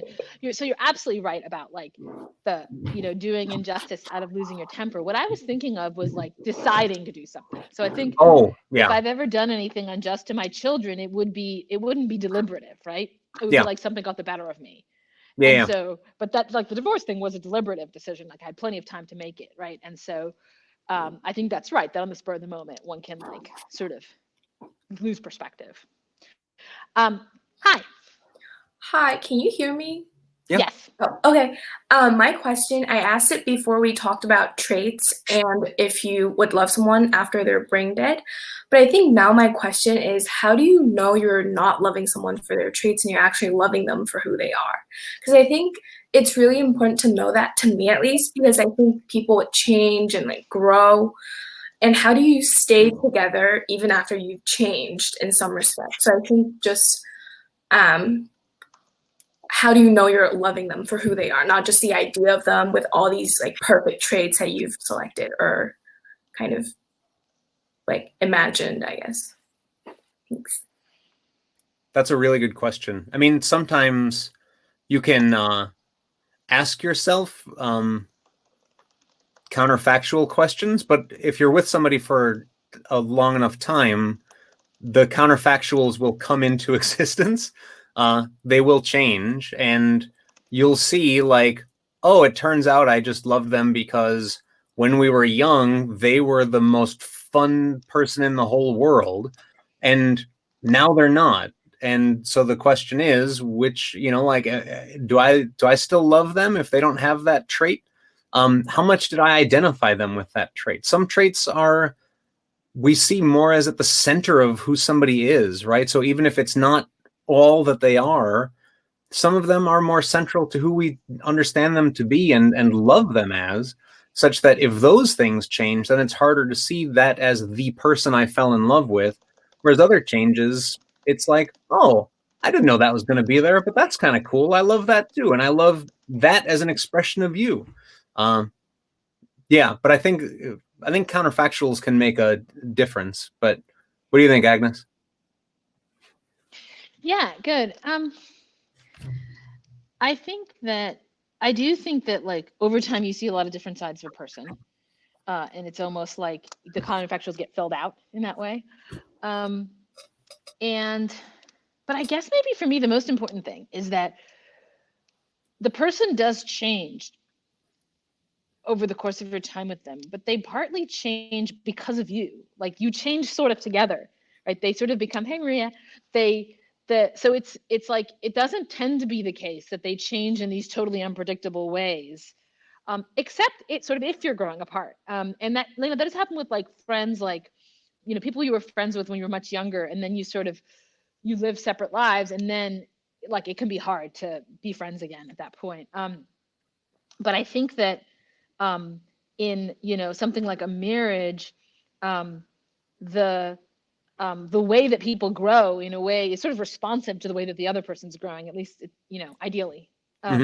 So they wouldn't be like sort of like two independent variables. Yeah. And I wanted to say something. I put a question in the chat about whether anyone wants to, if anyone has been on a Zoom date, and someone, okay, Chloe said she had. So if you maybe Tyler, Miranda and Chloe have both said they've been on Zoom dates. So like ask them, or if anyone else pops up, I just want to hear what it's like. If you want to come on screen and like say a thing or two about what a Zoom date is. Like, I'm old, so I want to hear about the younger generation and just like love during the pandemic. It's interesting. It's fun. So somebody might be on a date right now. Like this might be their date. Exactly. They might be like dating in the chat, right? Yeah. Okay. Should I ask? Hey. Hi. Thanks for the awesome discussion. So I was wondering about. So at first, when we first started talking about love, there was this discussion of different components, one of them being like wishing well and promoting someone's well-being, and the other one was appreciation. And I was thinking about parents whose children have committed really heinous crimes, or just done really terrible things. And I, kind of thought in these relationships, there's the two-way street that Agnes is talking about, where you appreciate them, that's you kind of going towards you, and then you wishing them well or promoting their well-being is kind of loving onto them. It seems like maybe in these cases, parents should still love their children, or I don't know if should or could, and try to promote their well-being, but maybe they can't appreciate them, or they're not thinking, wow, what a wonderful child. And so just generally wanted to hear a little bit more about loving people who you think are morally in some way not as lovable from like an objective point of view. Yeah, that's a great question. I used to joke that I was going to put up a poster. There's a movie called We Need to Talk About Kevin. I was going to put that up in my office, and my wife said, no, that's not like a fun thing to put up in your office because it gets at this kind of question. It seems to me that in that case, it's easy to think about how a parent could still want good things for their child, even though their child might be really awful. It's trickier to think about what appreciating what's good about them amounts to then. And I think it just amounts at least to this, which is trying not to identify them completely with their badness. Where sometimes that just means holding out hope that the bad things they've done they're not the very embodiment of that. That in itself can be extremely difficult. But sometimes that's all that appreciation can amount to, I think. Yeah, good. I mean, on sort of the like Christian view where you're obligated to love everyone, in a way, the child falls under that as a trivial case, right? You're obligated to love them because they would qualify as being under your vocation, right? So, you know, I mean, I can think of one case, this, it's a rare sort of case, but like my ex-husband, he had a friend who eventually his parents basically had to disown him. And, he became a criminal and was like robbing them, his parents and stuff, and was addicted to drugs. And it was like tragic. Like they subjected themselves to a ton of abuse before they really separated themselves from him. But it was a case where it was sort of analogous to the abusive spouse or the abusive parent. He was an abusive child. And I think like, even if, like, I do think that can happen. You can have an abusive child and then you should respond to that child in the way in which you would respond in all the other abusive situations. Probably you would not classify your child that way until they're grown up, right? But I think even there, they're probably still obligated to love him, right? Even if he's an abusive child. And that's the interesting thing about the parent-child bond. Like, are you still obligated to love your abusive spouse or your abusive parent? I feel less sure about that than I think even when the child is abusive, you're still on some level obligated to love them. But like, what do you do to show them your love? I don't know. Maybe you can't do anything. Maybe you just hold out hope. But it's not clear that any of the activities that holding out hope would sort of consist in practically, like letting them back into your house or even talking to them, that like you could imagine circumstances in which neither of those would be advisable things to do. But I do think, Maria, it's a good question, because for me, at least for me, it's a test case of the fact that the parent-child relationship is different, that I'm at least prepared to say, maybe it's okay to stop loving your, abusive spouse or your abusive parent, to really just stop loving them. But I'm sort of not prepared to say that even when the child is abusive, even though you might have to separate yourself from them. Can I just say something, just to interject something that I ought to have said earlier, but I didn't manage to say it yet. Yeah. Even under the rubric of my saying one ought to love everyone within one's vocational orbit,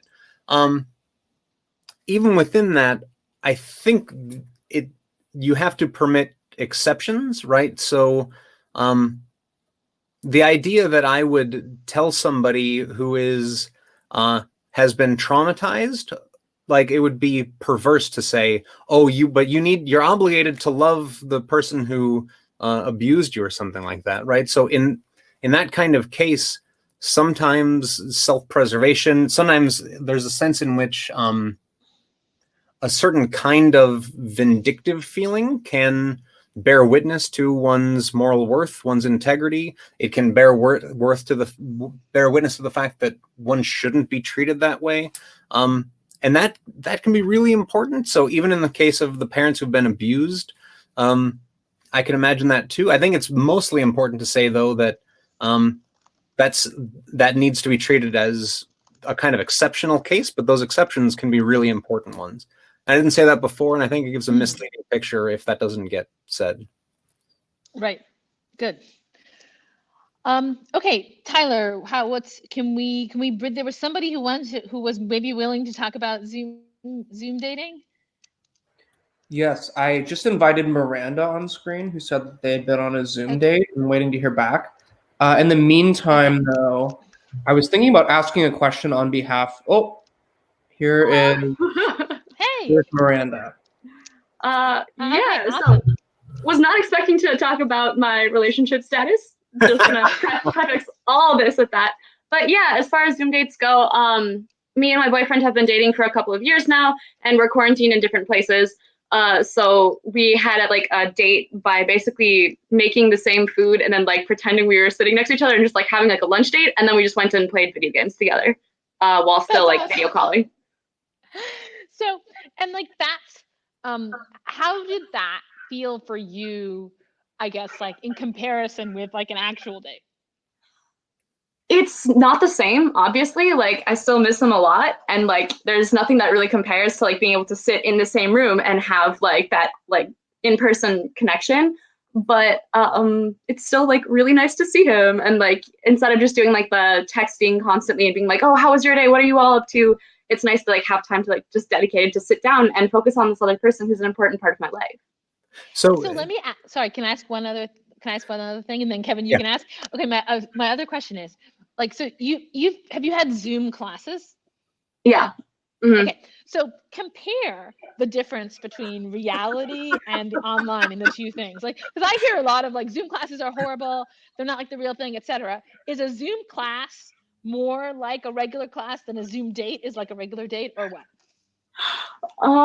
Okay, so this really depends on the subject for me, because I'm taking a religious studies class, which to me is very like, it's okay to do it on Zoom, and like it'd be better live, but it's like still like it's still functioning. But then some of my STEM classes where which are like having a lab section or something, it's just no, it's not as good. I think I don't know. I think that this is probably me being sentimental, but I definitely think that having a live date is further away from being like having a Zoom date than having a Zoom class is from having a live class. But that just might be being emotional. Kevin, so you have a question. it involves conjecture, right? But you had a Zoom date with somebody you already had a relationship up and running with, right? So you kind of borrow on stored emotional capital, right? Yeah. Would it even be possible to get a relationship up and running by way of Zoom, do you think? Or is it just too uncanny, or what? I have no idea. Probably. I'm sure it works out great for some people, but I've always definitely been more of a like, I'll meet you face to face person than a like Zoom person. Yeah. I don't know. There's a reason I'm not doing online school normally, so yeah. Cool. Okay. Cool. Nice talking to you. Well, thank you. Thank you so much. Thanks for being willing to come up. If anyone else wants to come up and talk about, especially if there's somebody who went on a Zoom first date, that would be a really cool additional data point. So just let us know in the chat. But also totally fine if you don't want to, including Chloe. If you don't want to, that's fine. Do we have someone else, Tyler, who might want to come up from the Q&A in general? Because I see we have 51 questions. So there's nobody in the queue right this moment, but I was going to ask a question on behalf of Alice Moe, who didn't want to come up and ask. The question is, what is the relationship between love and friendship? And then the sub-question, relatedly, is romantic love just friendship plus sex? What, if anything, is wrong with that formula? Great question. I would say one quick thing, which is if there was somebody, Mikal, who said he got invited up on screen, but then someone else accepted before him. But anyway, he says he is willing to come up and ask this question, so maybe he can come next. So Kevin, do you have thoughts about this, love versus friendship? I think they bear a lot of similarities. I mean, I can be friends with somebody though and not be all that intimate with them. I think the higher levels of friendship, close friendship, involves intimacy. All friendship involves some kind of clicking with somebody else. In my way of seeing things, I'm not sure that I think what romantic love equals friendship plus sex. Is that the formula? I think there's something close to that. So it's romantic love usually involves attraction. And maybe sex is just a placeholder for attraction, but attraction is a broader category for me. But I also think romantic love can become something more like companionship love, right? So like older couples, oftentimes their relationship morphs from one that is right? I mean, maybe you'd say it just looks like friendship, but it's a very intimate kind of friendship, and it includes a history that the history includes attraction usually. Anyway, so I think at the very least I want to amend sex to talk about attraction. Yeah, good. I find this very hard, I think, because I have like very, very different friendships with people. So the category of friendship is already very heterogeneous. I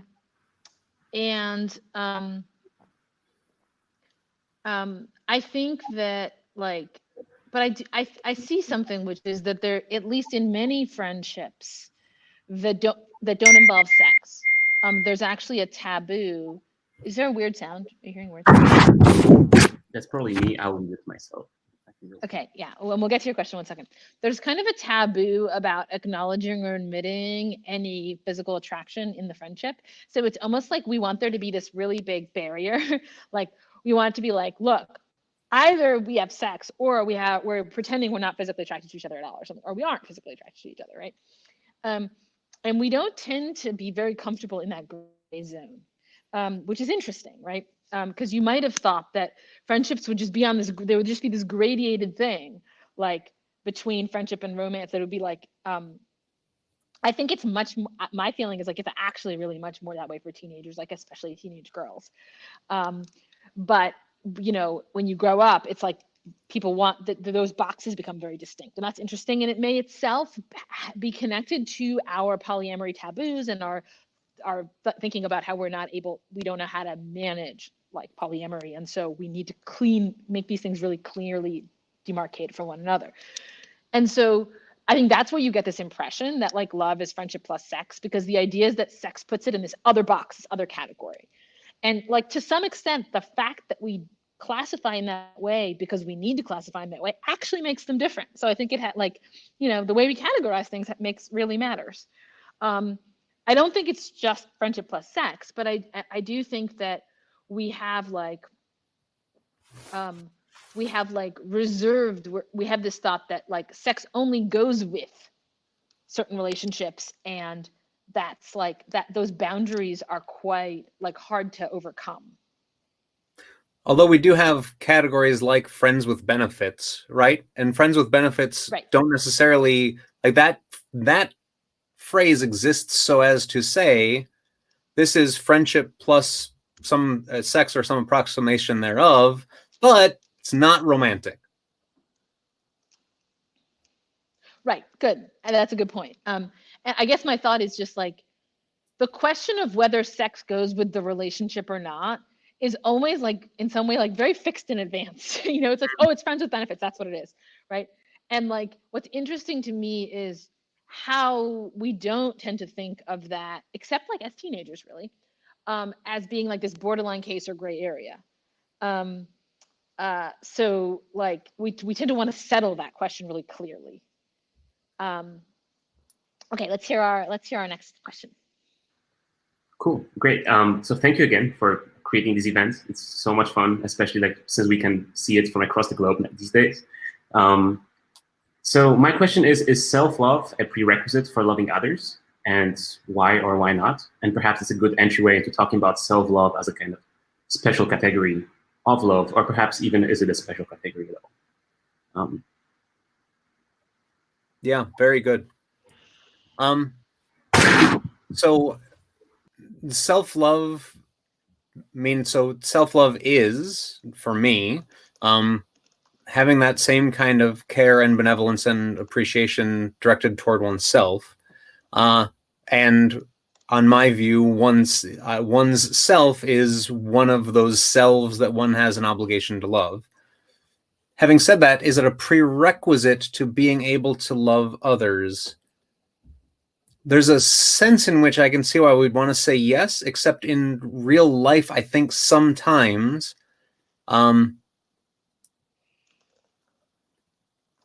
maybe this is a case of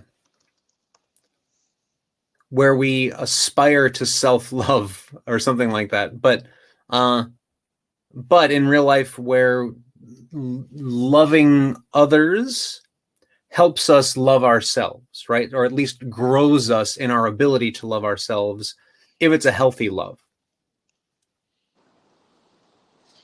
So, Lucy, I'm just going to respond to this question about self-love, and then so I find the whole self-love thing like very unintuitive, like the idea that I could love myself. And I say that as like a pretty narcissistic and egoistic person.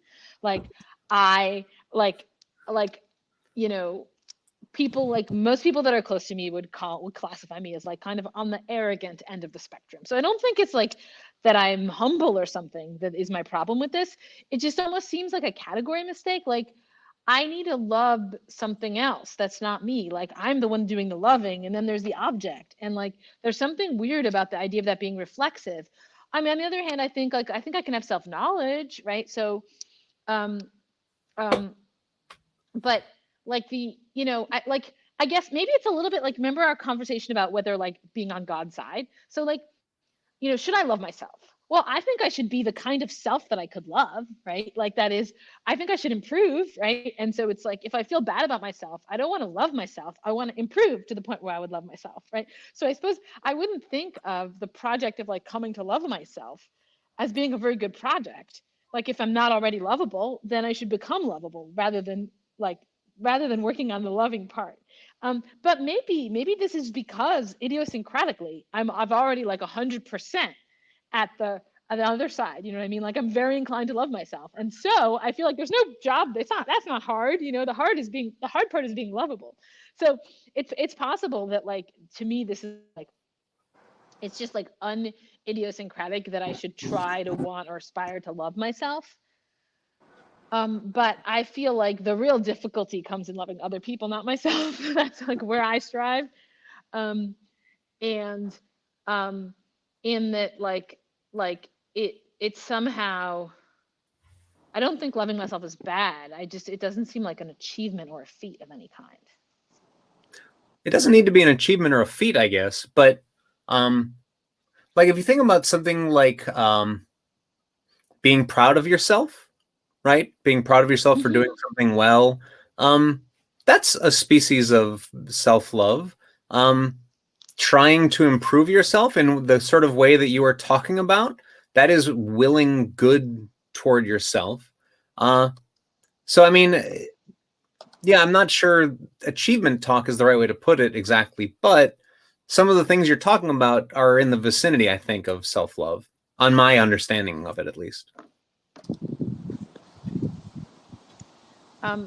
Good. Okay, let's hear. So I invited Lucy up because her and Caroline have been having an interesting chat in the chat that I haven't really been able to follow about like loving people for their properties or not, and what if they change and stuff. So Lucy, can you summarize? I think Caroline started it, but yeah. And can you stop me if I'm like giving too much of a summary? Because I think there's like a lot at stake. And also, Caroline, I'm sorry if I misrepresent you. Okay. Yeah. So Caroline, I think, raised a question about the possibility of falling out of love. I think predicated on the view that when you love somebody, you like love them as something above and beyond their set of qualities. Or I think that's the way that the paradox can take off. And it's similar to a paradox which I guess you've raised about anger, which your question is, how can we stop being angry if the original thing that somebody did to make us angry is still, like, it still happened, even if they apologize or change afterwards, it still happened. And so your question is, how can we fall out of love with somebody if that person, the object of our love, is still there? And my thought was, I would like to hold on to the idea that you can fall out of love with somebody. And so I think Caroline's, it's parallel to the anger paradox. It's Caroline's raising of this difficulty is maybe a good reason to adopt or drift more towards the view that you love somebody because of their qualities. And then let's see, is that enough? Or Caroline then? So maybe I'll say something, and Caroline, you can also pop. You can also like talk in the chat. So it seems to me that, let's suppose you do love people for their qualities. And so that means you have reasons for loving someone. And suppose, let's just make it really simple. Your reason for loving them is their sense of humor. So now the question is, how are we going to construct something parallel to the anger paradox? Well, here's how we might do it. We might say, well, you know, you love them for their sense of humor. Their sense of humor is a reason for loving them. So you should keep loving them for their sense of humor. And then you might say, well, here's how we might solve it. Maybe their sense of humor goes away. Like maybe they stop having that sense of humor, right? And then you no longer have a reason to love them because the thing that you love them for is no longer the case. Right. You can still love their past sense of humor, right? But we can explain that you don't love them in the present anymore. Now, that to me, that's not going to actually capture a lot of cases of falling out of love with someone. Like, that is, I think in a lot of cases, the person's sense of humor might stay the same, but you lose interest in it, or it stops being that enticing to you as it was at first. And so we'd still want to, in a way that, like that's a way to resuscitate the paradox, right? Where like, yeah, but it still seems possible. It seems possible to fall out of love with someone, even if their properties don't change. I think. Because you change, say. And so then I think what we have to say is something that constituted a reason for you to love them no longer constitutes a reason for you to love them, right? And that could be for two different reasons. Reason number one is you could actually think that you never had a reason to love them, that like that you were under an illusion that that was a good reason to love the person, right? And so there, in effect, it would be like this unmasking where like actually you thought it was rational, but it isn't. But when I think one shouldn't force all the cases into that mold. I think, you know, we want to allow for the possibility that there's a case where you're like, yeah, that was a reason to love them, but I'm now a different person and it now isn't a reason to love them anymore. And so, yeah, so I guess I want to say, this is to Caroline's most recent comment here, I want to be able to say that we don't have to say you were wrong to love them in the first place in order to say that you are right to fall out of love with them. We want to say, look, it may be that you've changed in such a way that it's now rational for you not to love someone for that property. So the question of whether that property constitutes a reason for you to love them could be a function of your property, say. That would be my take. Kevin, any of you have thoughts about that? I mean, it's important, the two sides of this. So there's the lover changing and the beloved changing. With respect to the beloved changing, sometimes some of those reasons we fell in love with someone, they are more nearly at the heart of who we take them to be, such that if those things change, we might have a hard time seeing them as the same person, right? So there's sometimes we can experience changes over time as growth, and sometimes we can experience those things as discontinuities. And sometimes, again, that can be, I can change, and there can be discontinuities in me. But if we can't chart those things as a kind of growth, then it's going to be harder for us to identify the present person as the person I love, right? And so there can be,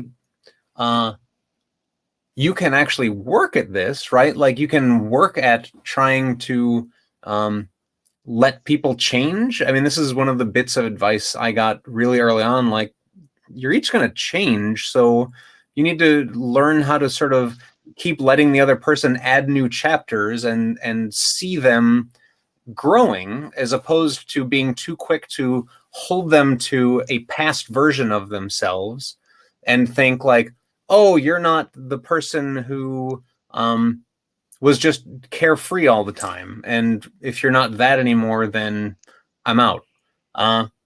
Anyway, but I think, I just think it depends on whether these are the reasons we have, and the things that change are how nearly identified the person is with those things for us, and how much we can identify those things as growing, instances of them growing, as opposed to instances of a discontinuity between them now and the person I love.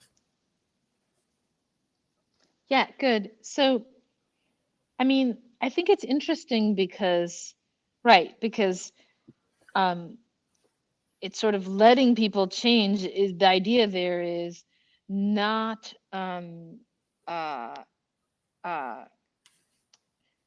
not falling out of love with someone just because they're different than they were before, right?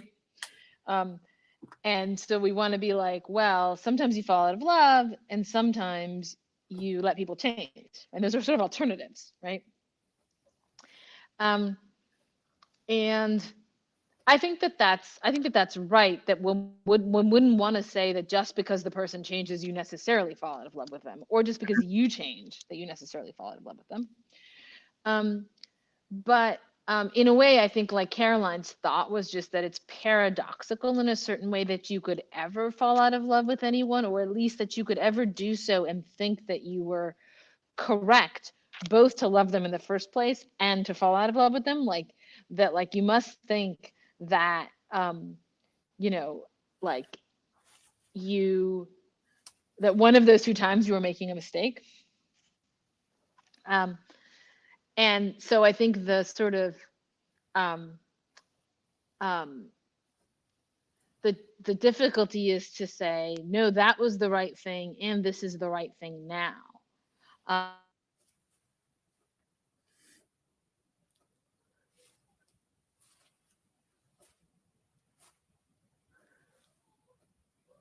So I assume Agnes will be back in a second. The first thing I want to say is that the interactions in the chat have been almost uniformly really impressive. So thank you for maintaining that level of discourse over there. I mean, the paradox is an interesting one, but it's, I think at most what it means is, maybe we don't have something like certainty, but I don't think it means that we can't have reasonable judgments. Right? Like if I'm reading a book and a character changes over time in ways that I can't see as a development of that character, I won't think, oh, maybe I just never understood the character in the first place. I'll think this character just changed in implausible ways, in ways that make the character discontinuous now from who the character was before.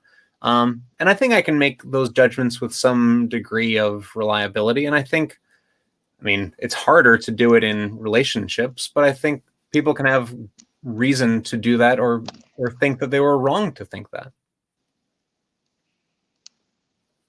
Yeah, good. I have some more thoughts on that, but I'm going to write them down because I want to hear the next question. Hi. Hi. So I guess I'll ask my question. Mine was essentially about like making love last, and I think it's timely that you guys talked about falling out of love and how obligations work. And I wanted to ask you, in making love last, is there automatically an element of obligation? Because I always thought waking up every day and choosing to continue to love someone is kind of like a duty after a point. So I wonder if you had thoughts about that. Yeah, that's a great question. I once read this thing that really stuck with me. It was on the last page of the magazine that comes in the airplane. It was like, you know, like the Southwest. It was like 15 years ago or something, right? But what it said, and it was some like, you know, pop psychology thing, right? But what it said was that the reason why why relationships don't work sometimes and why people like fall out of love, etc., is that they can't handle the intimacy. It's not that they're too far apart, but that they're too close together. There's a kind of intensity of intimacy that then may cause people to withdraw. And like, to me, there was something right about that even like the early stage of romance, it's like very intense. And I think like it's hard to handle. And I do think that in the like later stages of the relationship, it's almost like we're pulling away from that. Like, look, you have to like live the rest of your life and do other things. And there are other, you know, you kind of have to become distracted. And so then there's this question of like, how do you maintain a relationship with that person that doesn't eat up your life, right? Eat up every bit of your energy and like every bit of your life. And so like you have to sort of protect yourself in a way from that intimacy, but not pull so far apart that you're just like living separate lives. And I feel like that's the like almost daily challenge. And for me, like it's a totally new challenge doing it under these circumstances with the pandemic, right? Because like I'm just with my husband all the time, but we're also with our kids all the time. And like my son said this thing to me. I read a column and I quoted it in the column today. He's like, when this is over, it's going to be really weird for me to spend 5 minutes away from you. When you go to your office for the whole day, I'm going to think you're dead. Because it's like now he just feels like we're always together, right? But that always togetherness doesn't mean that like we're being maximally expressive of love, right? It's kind of like, it's almost like we're just like we become like one body with like a lot of different limbs. And so part of that kind of intimacy or togetherness actually weirdly involves being separate. And so it's harder. I find it's harder now. And so I think I think a lot of it is about navigating this balance between having that person in your life and having them not take over your life. Kevin, I have a few thoughts. It's a great question. No, that's interesting. I mean, with respect to the one part of your question that I just want to seize on is doing this sort of intimate relationship day in, day out for the long haul. Does this require some kind of obligation? And I used the word commitment earlier, by which I mean something like an internalized obligation, right? Where one has a sense that this is something that I'm invested in. I take myself, therefore, to have certain duties laid upon myself that I am happy to lay upon myself. But yeah, I mean, I think that for this kind of relationship to work over time, it can't just run under its own steam all the time, and that commitment keeps it working in a certain way. And that, yeah, obligation is an important part of it, but it's obligation for the sake of one's love for the other person, right? So that's not like, oh, I'm just doing this because I'm going through the motions, but because I love this other person, I take myself to be obligated to maintain my love for this other person. Yeah, that's right. And like, I think I almost feel like I'll have a better answer to this question. Like I've only been married for 8 years. And so, like I feel like actually there are these things where you learn them from actually doing them. So maybe if I married, once I'm married for like 30 years, I'll like have like a different kind of wisdom about it. Because I really think it's like this thing where you sort of hit the ground running and you learn as you go along. And like, there's something very toxic to the idea of anything happening out of obligation in a marriage. I find like grudges and resentment built up quickly over the idea of obligation, at least for me. Right. So it's like, I mean, like, let's say, especially around sex, like if someone's having sex with you out of obligation, like that just feels terrible, right? You never want that. But not just sex, like also romance, also just doing nice things for you, like even just like offering to cook dinner or whatever. If like they think, if their thought process is like, this is important for maintaining intimacy in our marriage, like in the abstract level, you're just like, no, I don't want that. Then I don't want it if you're gonna do it like that, right? That's very quick it's a very quick reaction to be like, I don't want it then, right? And so there's something very delicate there about how there is an obligation, but it's especially important that you sort of feel like the actions are not expressive of obligation.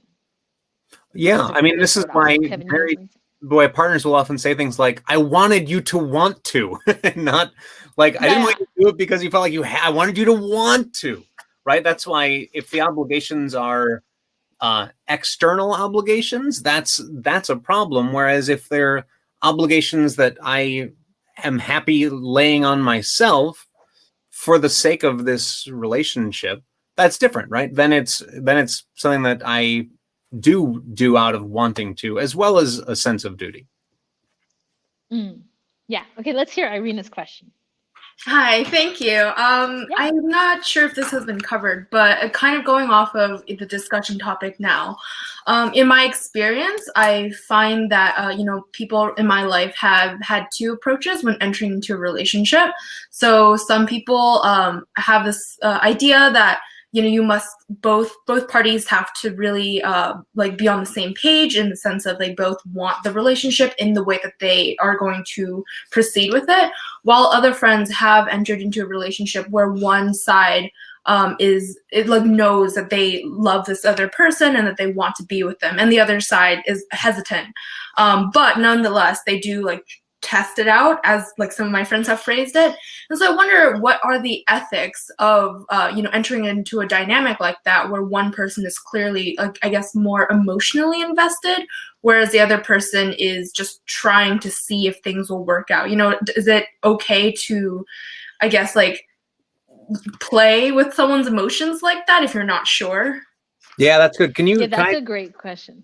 Do yeah, go ahead. In these instances, do the people like let the other person know, like, hey, I'm not as into this as you are, but I'm willing to try it out? Or do they go into it as if they're just as invested in it? I've never actually asked that specifically, but I will say the friends that I've asked who have responded in that way, most of them are currently in a very committed relationship. And when I ask them, like, how did you guys get together? They're like, well, at first I wasn't really sure, but he was really into me, and I guess like there's nothing to lose. So just going off of that, I have no idea. Yeah. No, Can I say something about so let me give you an extreme case that we'll definitely all agree is bad. I had a friend who, when she was in high school, she had a practice boyfriend. So there was like this guy that she was not interested in, but she's like, but I should practice like being a girlfriend and doing like dating stuff. And she wasn't really interested in anyone, but there was this guy who was into her, and she's like, oh, I'll use him as my practice boyfriend. Okay, he was not happy about this. And I guess my feeling is, so that's a clear case, right? And my feeling is that these sort of cases, being honest about it isn't always a way out.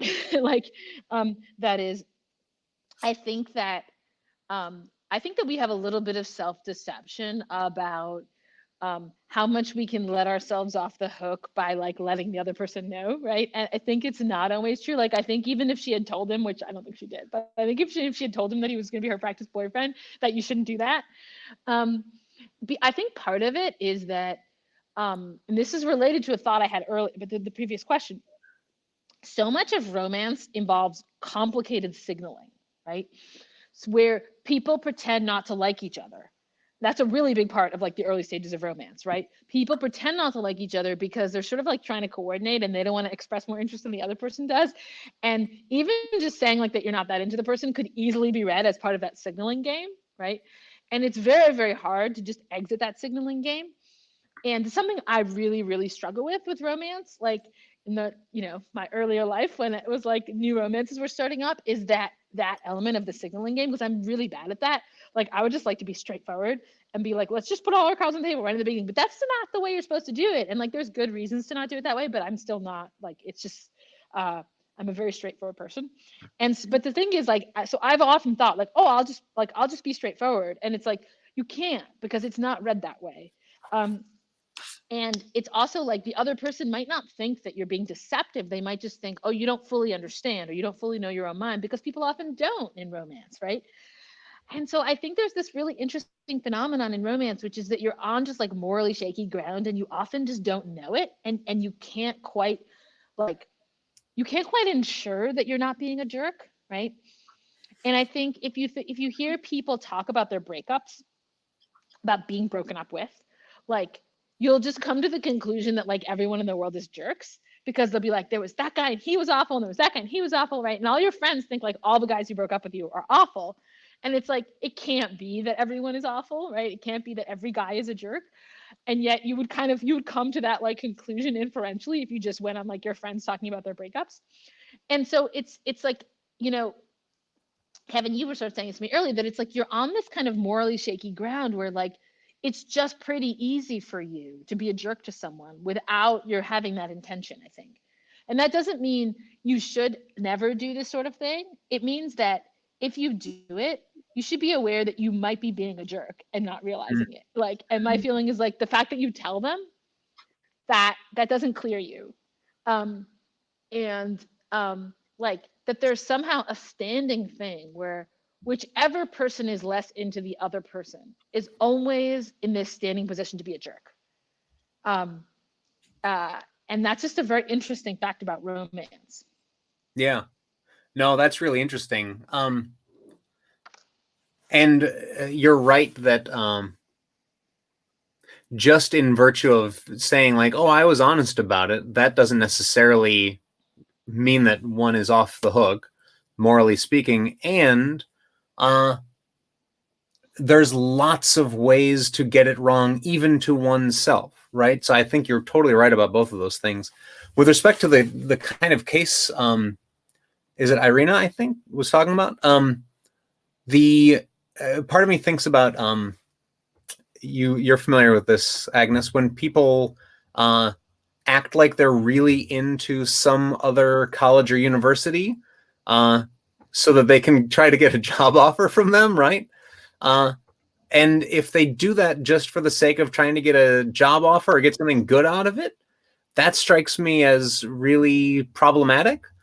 But if they let their name stand for a position and go through with it because they want to see, like, maybe I would like this job, but I won't know until I go some way through the process.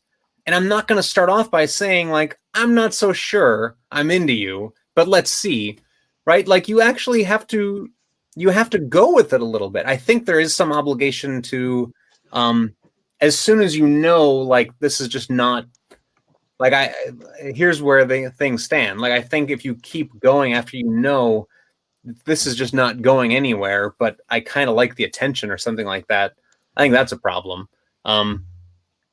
But if you're trying it in good faith, I think that's okay.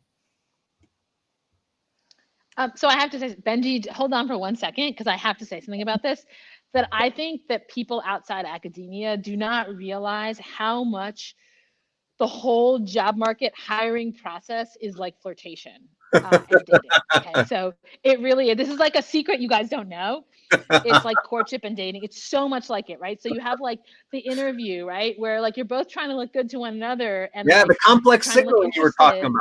Yeah. It's complex signaling. It's hilarious. Like I had no idea about this aspect of academia. It's like the only other thing, the thing that's most like dating that isn't dating, is trying to hire someone to your department.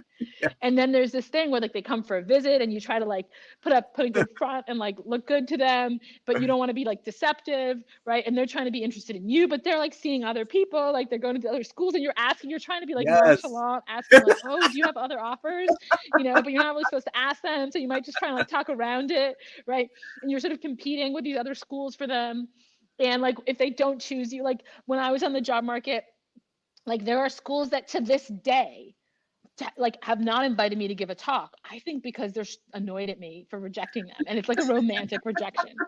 Like, because if I look at the places that I've given talks over the whole country, they're like these black spots of the places that I turned down for jobs. And like they still haven't forgiven me like a decade later, right? It's like, well, I guess you didn't love us, I guess you don't want to come give a talk, right? So it's really weird. It's like super weird. It's Caroline saying she's not looking forward to it. It's kind of fun, actually, in certain ways. Like, it's just like dating. It's kind of fun. It's kind of weird. You never know when you're offending someone. So that to me is like very strange that we've replicated the dating relation in this very strange context. Anyway, I thought you guys might be interested to. Yeah, people use the word wooing a lot in this context too. We're wooing so and so to try to come here. Yeah, right? We actually talk like that in faculty meetings. Yeah. So, okay, Benji, I want to hear your question. Yeah, so I think that there's a societal problem with love, which seems to me intractable, and I'd love to hear your take. So I think most people prefer to love the popular, so a few people get the lion's share of love relative to the rest. And it also seems like it's easier to love fictional people than real people for most of us. So most of love ends up directed towards a few great individuals, lots of them imaginary. And this seems like a tragic state of affairs. or is unless like love is so abundant that there's more than enough to go around. So is there a need to distribute love more equally? How would you accomplish that? How concerned are you about love inequality and love scarcity? And I think it remains a problem even if you say no one's entitled to love, tough luck, because that's true on an individual level, but doesn't resolve like societal level problems with that. Yeah, that's a great question. So, like, let me start by looking at one bit of it. So I've often thought, like, you might think it's really desirable to be like an extremely beautiful woman, right? Because like extremely beautiful women, like a lot of people are falling in love with them, right? But the problem is they're also falling in love with them for their appearance, right? And so like that might not be that desirable to you, but like, and it might be really hard for you to sort them, right? Like suppose you're less beautiful, then it's like more likely that you're matching correctly, right? And so like even for the extremely beautiful person, it's a matching problem, which is that like it's really hard for them to select and to pick someone who they're actually going to be compatible with. And you might think this is like part of the problem with like movie stars and that all their relationships like, you know, just explode every couple of years because like they're not doing good matching because they're all just so attractive, right? And so that's kind of like you end up matching on the wrong fronts, right? And so what it really is kind of a matching problem, right? And you know, and there's this question like, how could we do better at it, right? So I think one thing is like in terms of it being easier to love fictional people, I guess I don't see that as a big issue because I think people want to be in relationships with non-fictional people. In a way, the way the fictional thing comes more into the problem is that people will turn the people they're actually relationships with into fictional people by, in some sense, creating an image of that person, right? And a lot of people will say about their divorces, this is not true of my divorce as it happens, but I've heard a lot of people say like, I didn't really love that person. I loved an image of who I thought they were, who I was supposed to love or whatever. So I think the fictional thing comes in there that like we're capable of sort of fictionalizing an actual person, but I think people want to be, part of it is they want sex, right? Which you can't really have with fictional people. It's not traditional sex, right? So, but I do think that the inequality thing is a big deal. Because it could just like create a whole lot of unhappiness, right? This matching problem. So maybe Kevin, I'm gonna let you like see if you have thoughts about the matching problem, and then I'm gonna keep thinking and see if I have any like brilliant ideas about it. But I think it's a really deep and big problem. Yeah, part of my job here is to talk long enough that you get more brilliant ideas and then you can weigh in with them. So, I mean, part of the problem I think is recalcitrant because unless you want to bite certain bullets about pairing people up, you're not going to be able to solve the problem all the way down. But one of the ways that we could make the problem less bad is looking at, I mean, so one of the reasons we have concentrations of possible matches, let's say, is insofar as we have an unduly narrow sense of the range of desirable traits, then we're necessarily going to have almost artificially monopolized markets on those traits. But I mean, so here's a kind of example. When I was in high school, there were like 5 types of people. And so there were only like 5 scales that one could rank highly on and therefore be the most desirable. My impression now that I was a high school teacher and then following high school since, there are many more sort of types you can be now, and therefore I take it many more sort of scales you could rank highly on, and the more of that the better, it seems to me. It's not going to fix the problem, but it is going to deal with some of the concentrations, I think. I don't know, that's one thought, but I think some of this is just a difficulty of the way love and pairing up works. Yeah, good. I mean, so one thought you might think is like, well, look, the the market will clear in the sense that like the I don't know, the very desirable person will match with someone, and then they're out of circulation, and then so like there'll be the second stage or something. I'm thinking about it because I'm thinking of it as like the job market essentially, where like it may be that somebody gets all the job offers from all the schools, but then once that person takes a job, you know, then the rest of the school still needs someone, and so like the matching problem, unless they're required to only make one offer or something, which at our school can be a problem. But you know, it'll like it's sort of like it will be fixed by time, right? But I think that, you know, there are like there might be also just traits that make you hard to, like, what if you're really shy, right? It's going to be harder to meet people and match with them. Like, I think the question, how can we organize our society so that we do that matching better? Like, it's one of the like biggest questions that we don't really ask, and like politicians don't ask, right? And like, whose job would that be, right? I mean, I think in a way, universities are a good place to think about it, because a lot of people like do a lot of dating while they're in universities, and in a way, almost like fix a lot of their dating patterns too. Should we have a university? But like, it's not. The assistant Awesome. for matchmaking. I would love to. I would be terrible at it, and I would love to do it. Okay, I'm super interested in this matchmaking topic. As you can see, I want to like hear all your dating stories. But let's hear Ava's question. A brief dating anecdote on campus. At one point, I knew the chain of unrequited crushes that was 6 people long.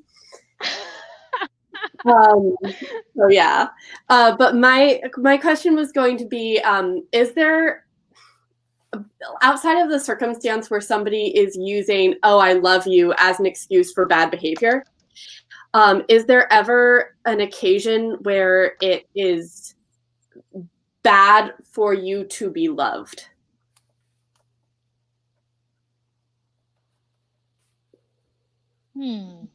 That's a great question. Yeah, I think that, so one thing about bad is like compared to what, right? So I think if the field of possible options is considered broad enough, it's probably always bad in the sense that, suppose it's true that were you not loved by this person, you could be loved by someone else. And suppose like it could be anyone. It's sort of hard to imagine that like you've picked the very best possible person. Like, what would be the chances of that, right? And so, like, of course, it's not to say that were you not loved by this person, you actually would find that other person, right? So it depends a little bit on how you set up the comparison, like what's the alternative, right? But like that's sort of true of almost anything that you do or choose, that it's bad relative to anything that's slightly better, which doesn't always entail that you should choose the other thing if it comes around. Like if you're in a committed relationship with this person and you love them, then that won't be better anymore from that point on, right? But it would have been, you know, antecedently. But that's a kind of trivial way in which it could be better for you not to be loved. I think it also, I don't know, I imagine, like, this is historically contingent, right? But I can imagine, I can imagine situations in which, like, say you live in a culture where, like, if you're a woman and if you get involved in a romantic relationship, that is going to sort of determine the rest of your life in a certain direction of like childbearing, etc. But you have this other idea for your life, right? Then it could be that being loved would actually be bad for you, because it would implicate you in certain obligations, etc., and it would lead you down a path of life that would otherwise be worse for you. So I think that that's sort of extrinsic, right? But I can easily imagine such cases. So those are a few examples. I also just think,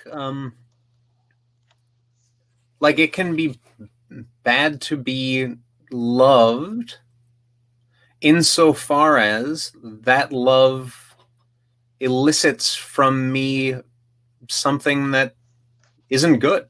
right? Or prevents something that is good from coming out.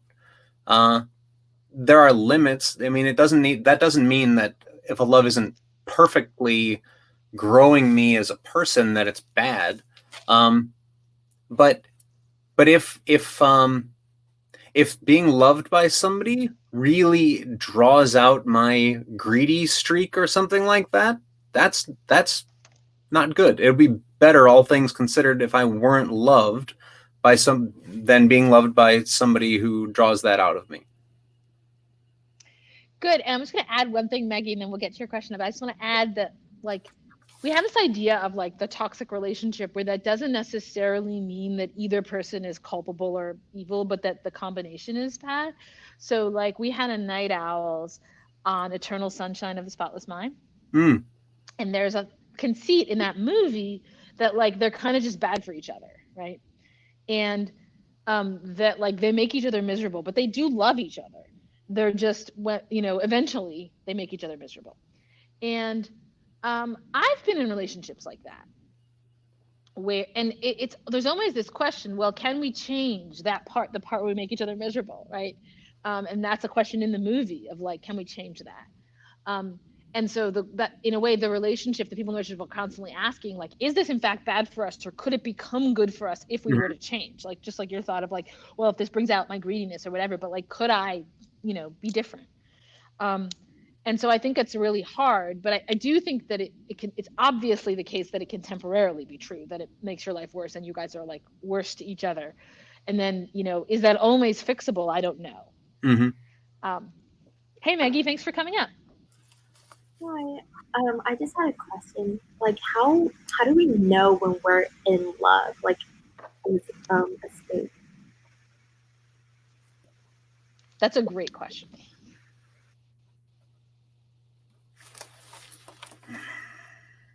Yeah, that's such a hard one. I think that's the hardest question that we got so far. That's in my view, that's the hardest question we got so far. I think second hardest is the one about matching.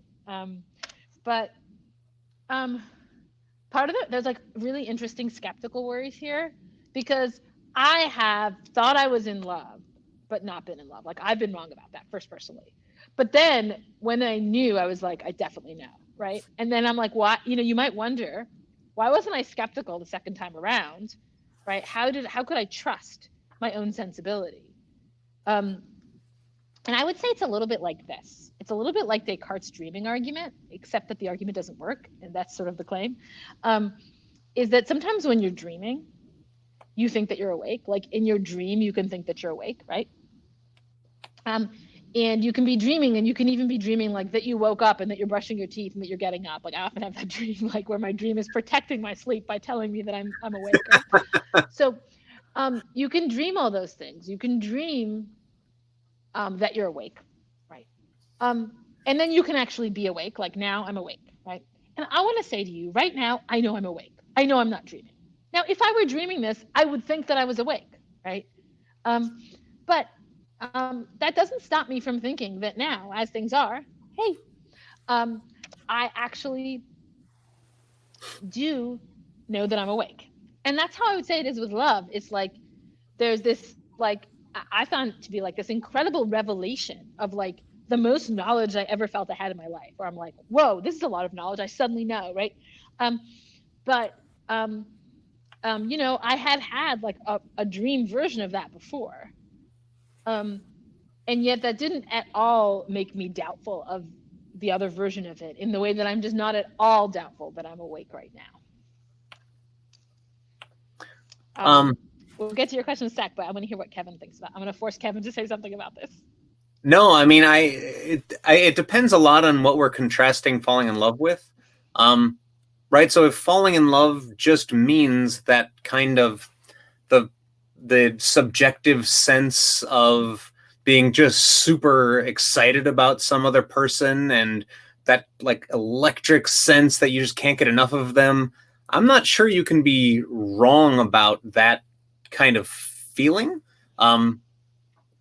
except in really, like mad scientist kind of cases. But if falling in love means something more robust than that, If the emphasis is on the love component of it, then I think there's ways that over time you can see whether this is just that kind of infatuated excitement, or if there's actually some kind of love relationship that's growing there that's based on those other kind of traits that aren't reducible to that excitement.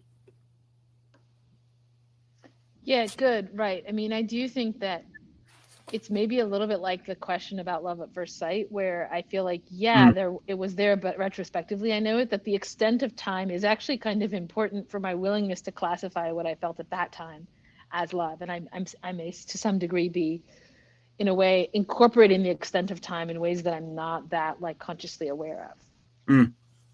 Hey. Hey, so I asked a couple questions, and I'm not sure which one I was supposed to ask, but You can ask we kind of, anyone you want.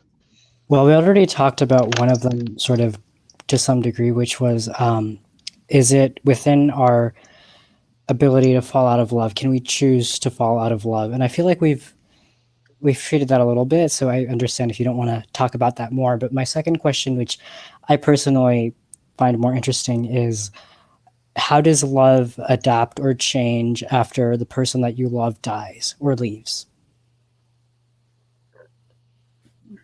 Yeah, good. Well, maybe I'll say a quick thing about the first thing, and then I'll say something about the death case. So, choosing to fall out of love.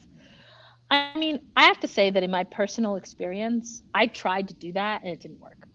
So, like, I can't like really recommend it in the sense of like, this is a thing you can do and it will work. I tend to think that like,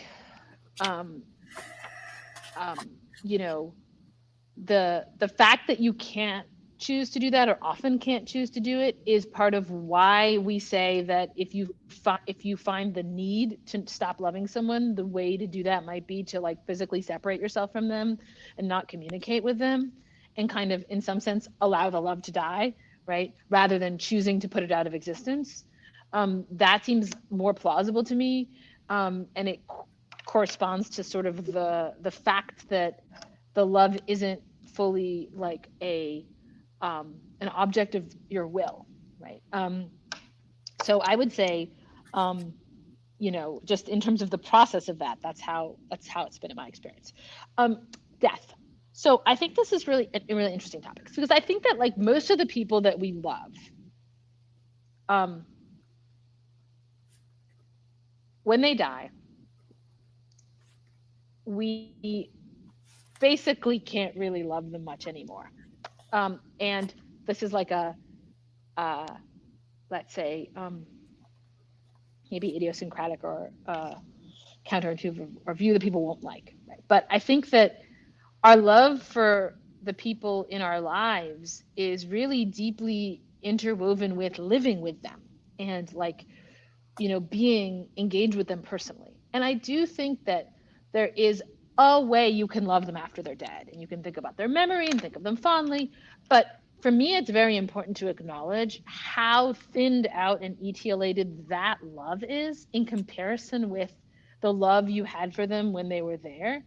And I almost feel like we don't want to say, I'll stop loving you after you die. And so instead we'll be like, I'll love you forever.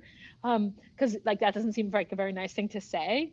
But I actually think like, you know, love is quite demanding and it involves a lot out of you and it involves doing stuff. And like when the person's dead, there's like nothing to do, right? Like that's part of why funerals are so important is like it gives a loved one something to do because you feel like at that point you still love them a lot because they just died, right?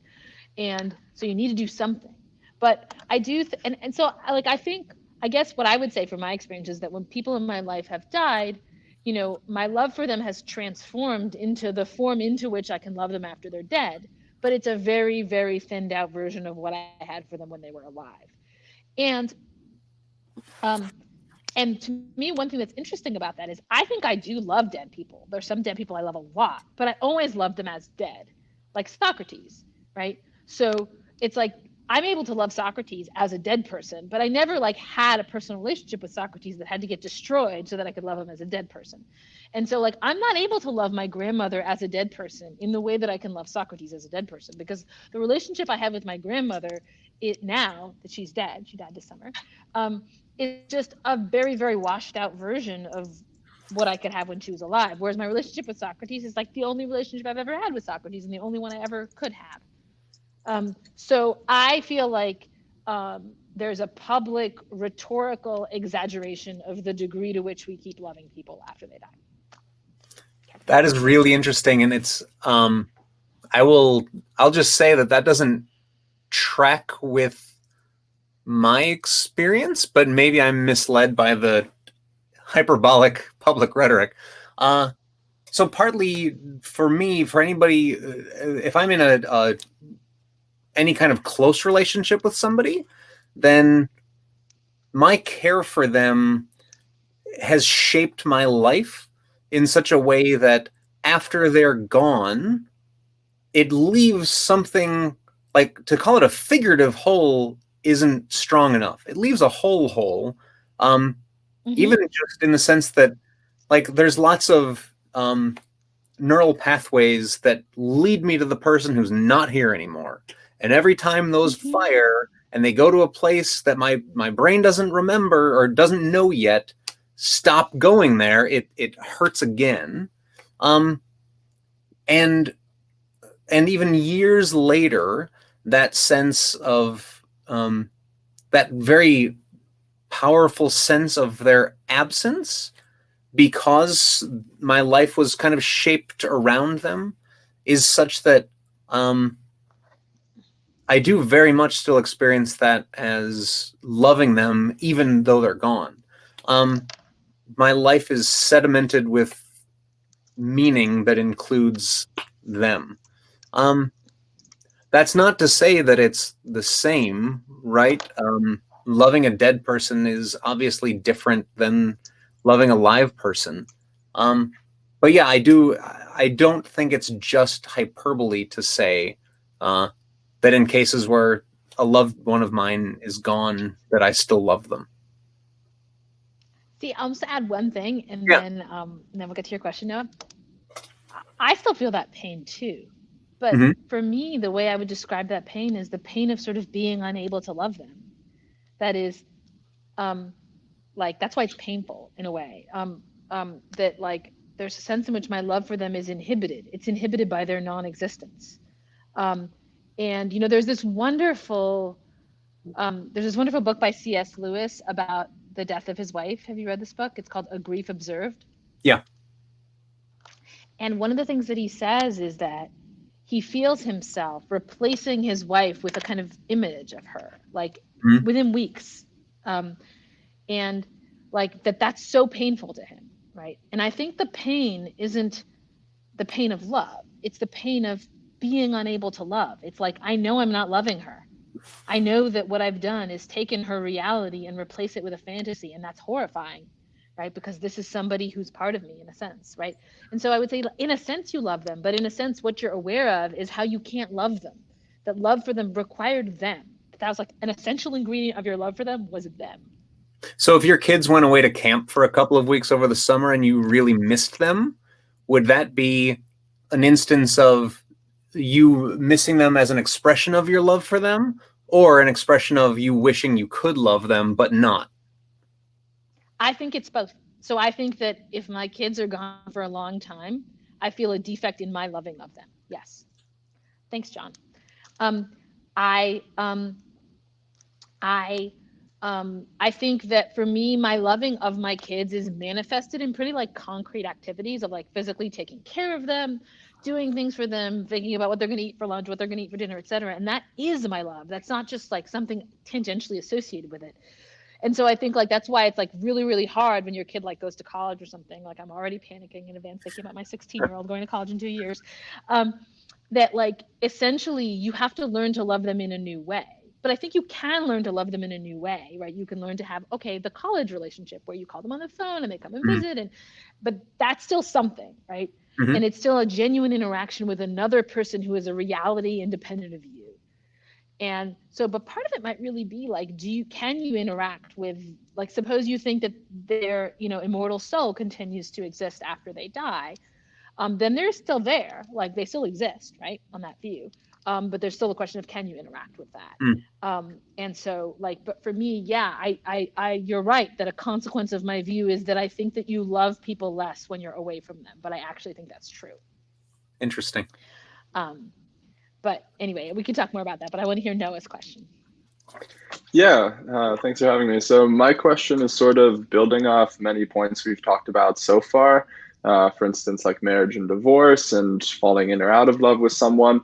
I was curious specifically, like, what are the moral obligations around verbally sharing or withholding feelings of romantic interest towards either a person who's involved in a committed relationship, or if you're in a committed relationship towards the person outside that relationship? I think we talked about the second part a bit before, but the first scenario, I think, is something new. And on that note, like, is it moral to stay in a relationship you or your partner don't like anymore, or what are sort of the moral issues around those types of topics? Can you say the first scenario again? Sorry.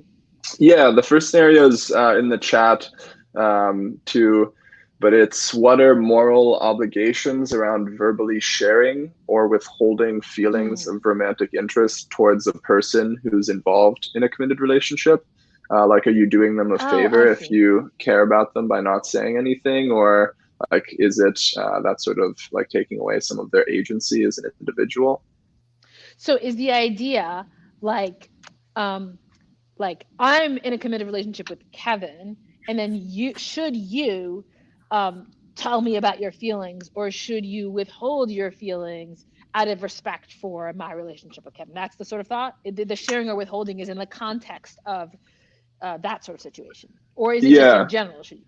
No, in the context of that situation, because I think as like someone outside your guys' relationship, it's impossible for me to know like how well is it going, et cetera, et cetera. Like, are you happy? And you can have some information, but that's obviously always going to be limited.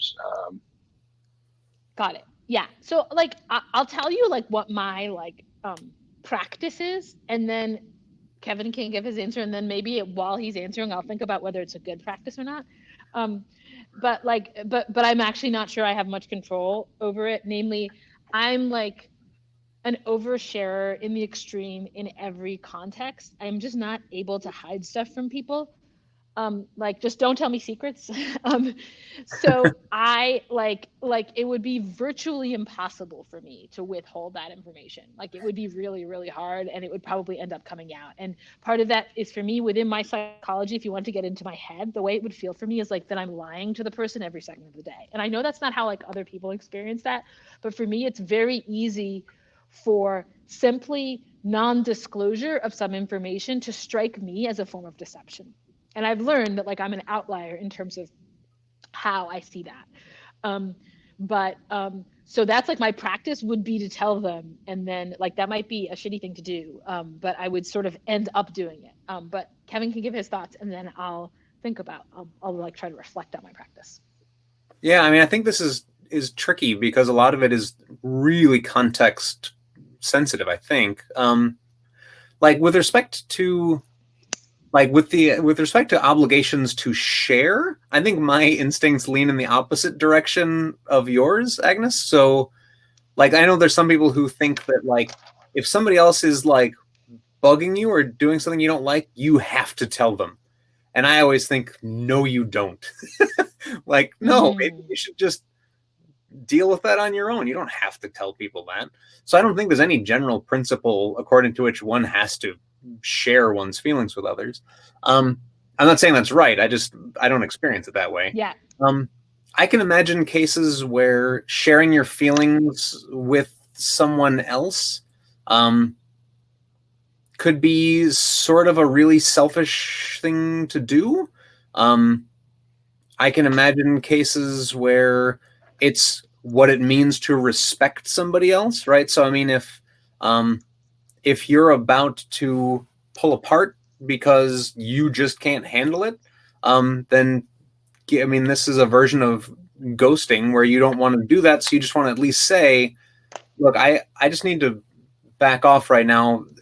I have feelings for you, so I need to pull away a little bit, and I don't want you to wonder like what happened, right? That strikes me as a version of respecting somebody, but I don't know that there's any one principle on this.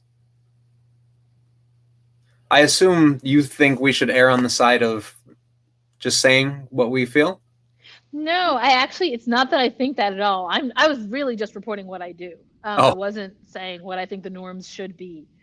And your point about like people bugging you is interesting. I'm extremely non-irritable. It's very rare that people bug me, and so so I haven't like encountered that situation of like, am I constantly telling people that they bug me? No, I'm not. I almost never tell anyone that, but that's like partly that people don't bug me very much. So I'm almost like impossible to offend, for example. It's like really, really difficult to offend me. So I'm like, if people did offend me, I would totally tell them. Like, and I suppose if I were easy to offend, I would be telling people that they offend me all the time, right? But it's just that I'm not. So,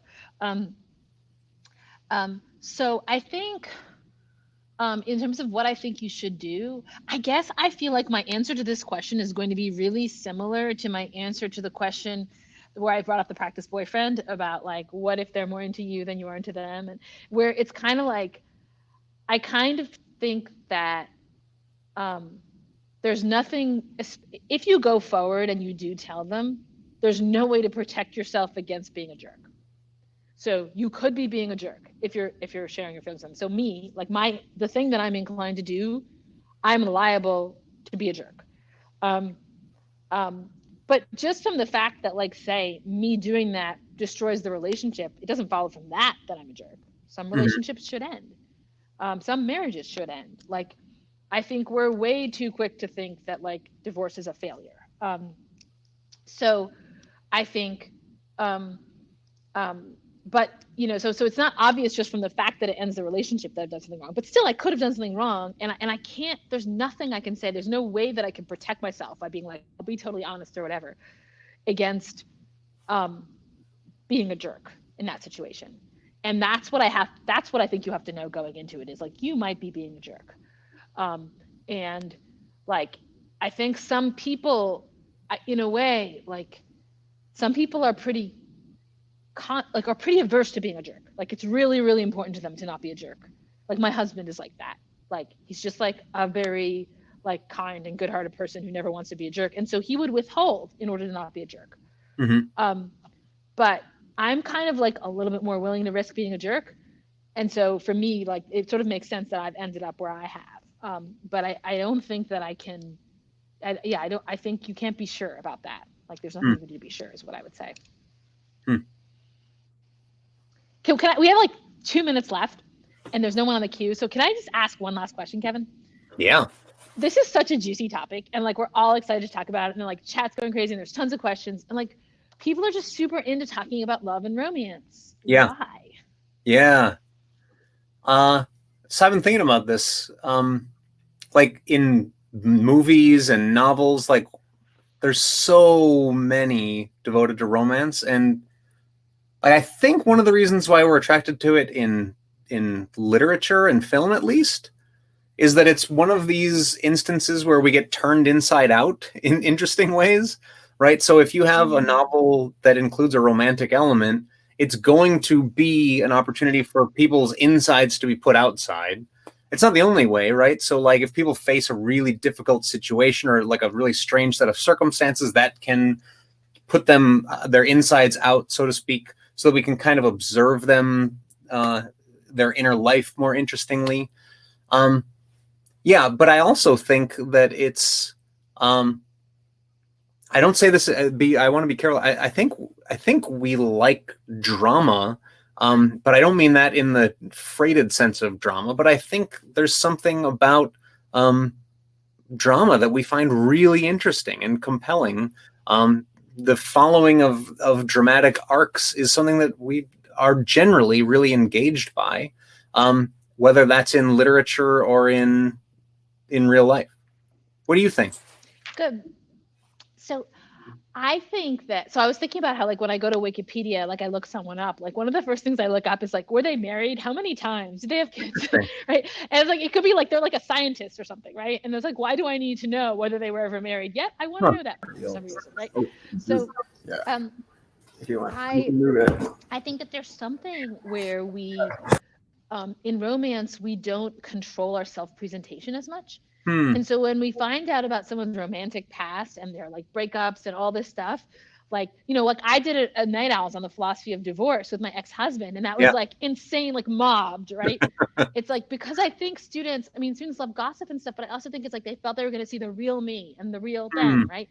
And so there's this way that your line about being turned inside out, it's sort of like that a lot of the time we're presenting ourselves in a very controlled way. Right? Yeah. And our romantic lives involve this element of mystery or lack of full control over self-disclosure. And that is like, it's like people feel like they're getting a glimpse. So I think that's at least a part of it. Yeah. We should probably end on that note. I wanted to say thank you so much to Kevin. This was great. You were fantastic. Thank you so much. I really enjoyed it. And thanks to everybody who was here. These questions have been great. And the chat's been really interesting the whole time. So I'll tell you a secret, which is that this is my favorite virtual night out so far. So thank you. And thanks to everybody. And come back next week for the perils of quantification. We're going to talk about putting a price on human life. Wow, Bye. interesting. Bye. Thank you all.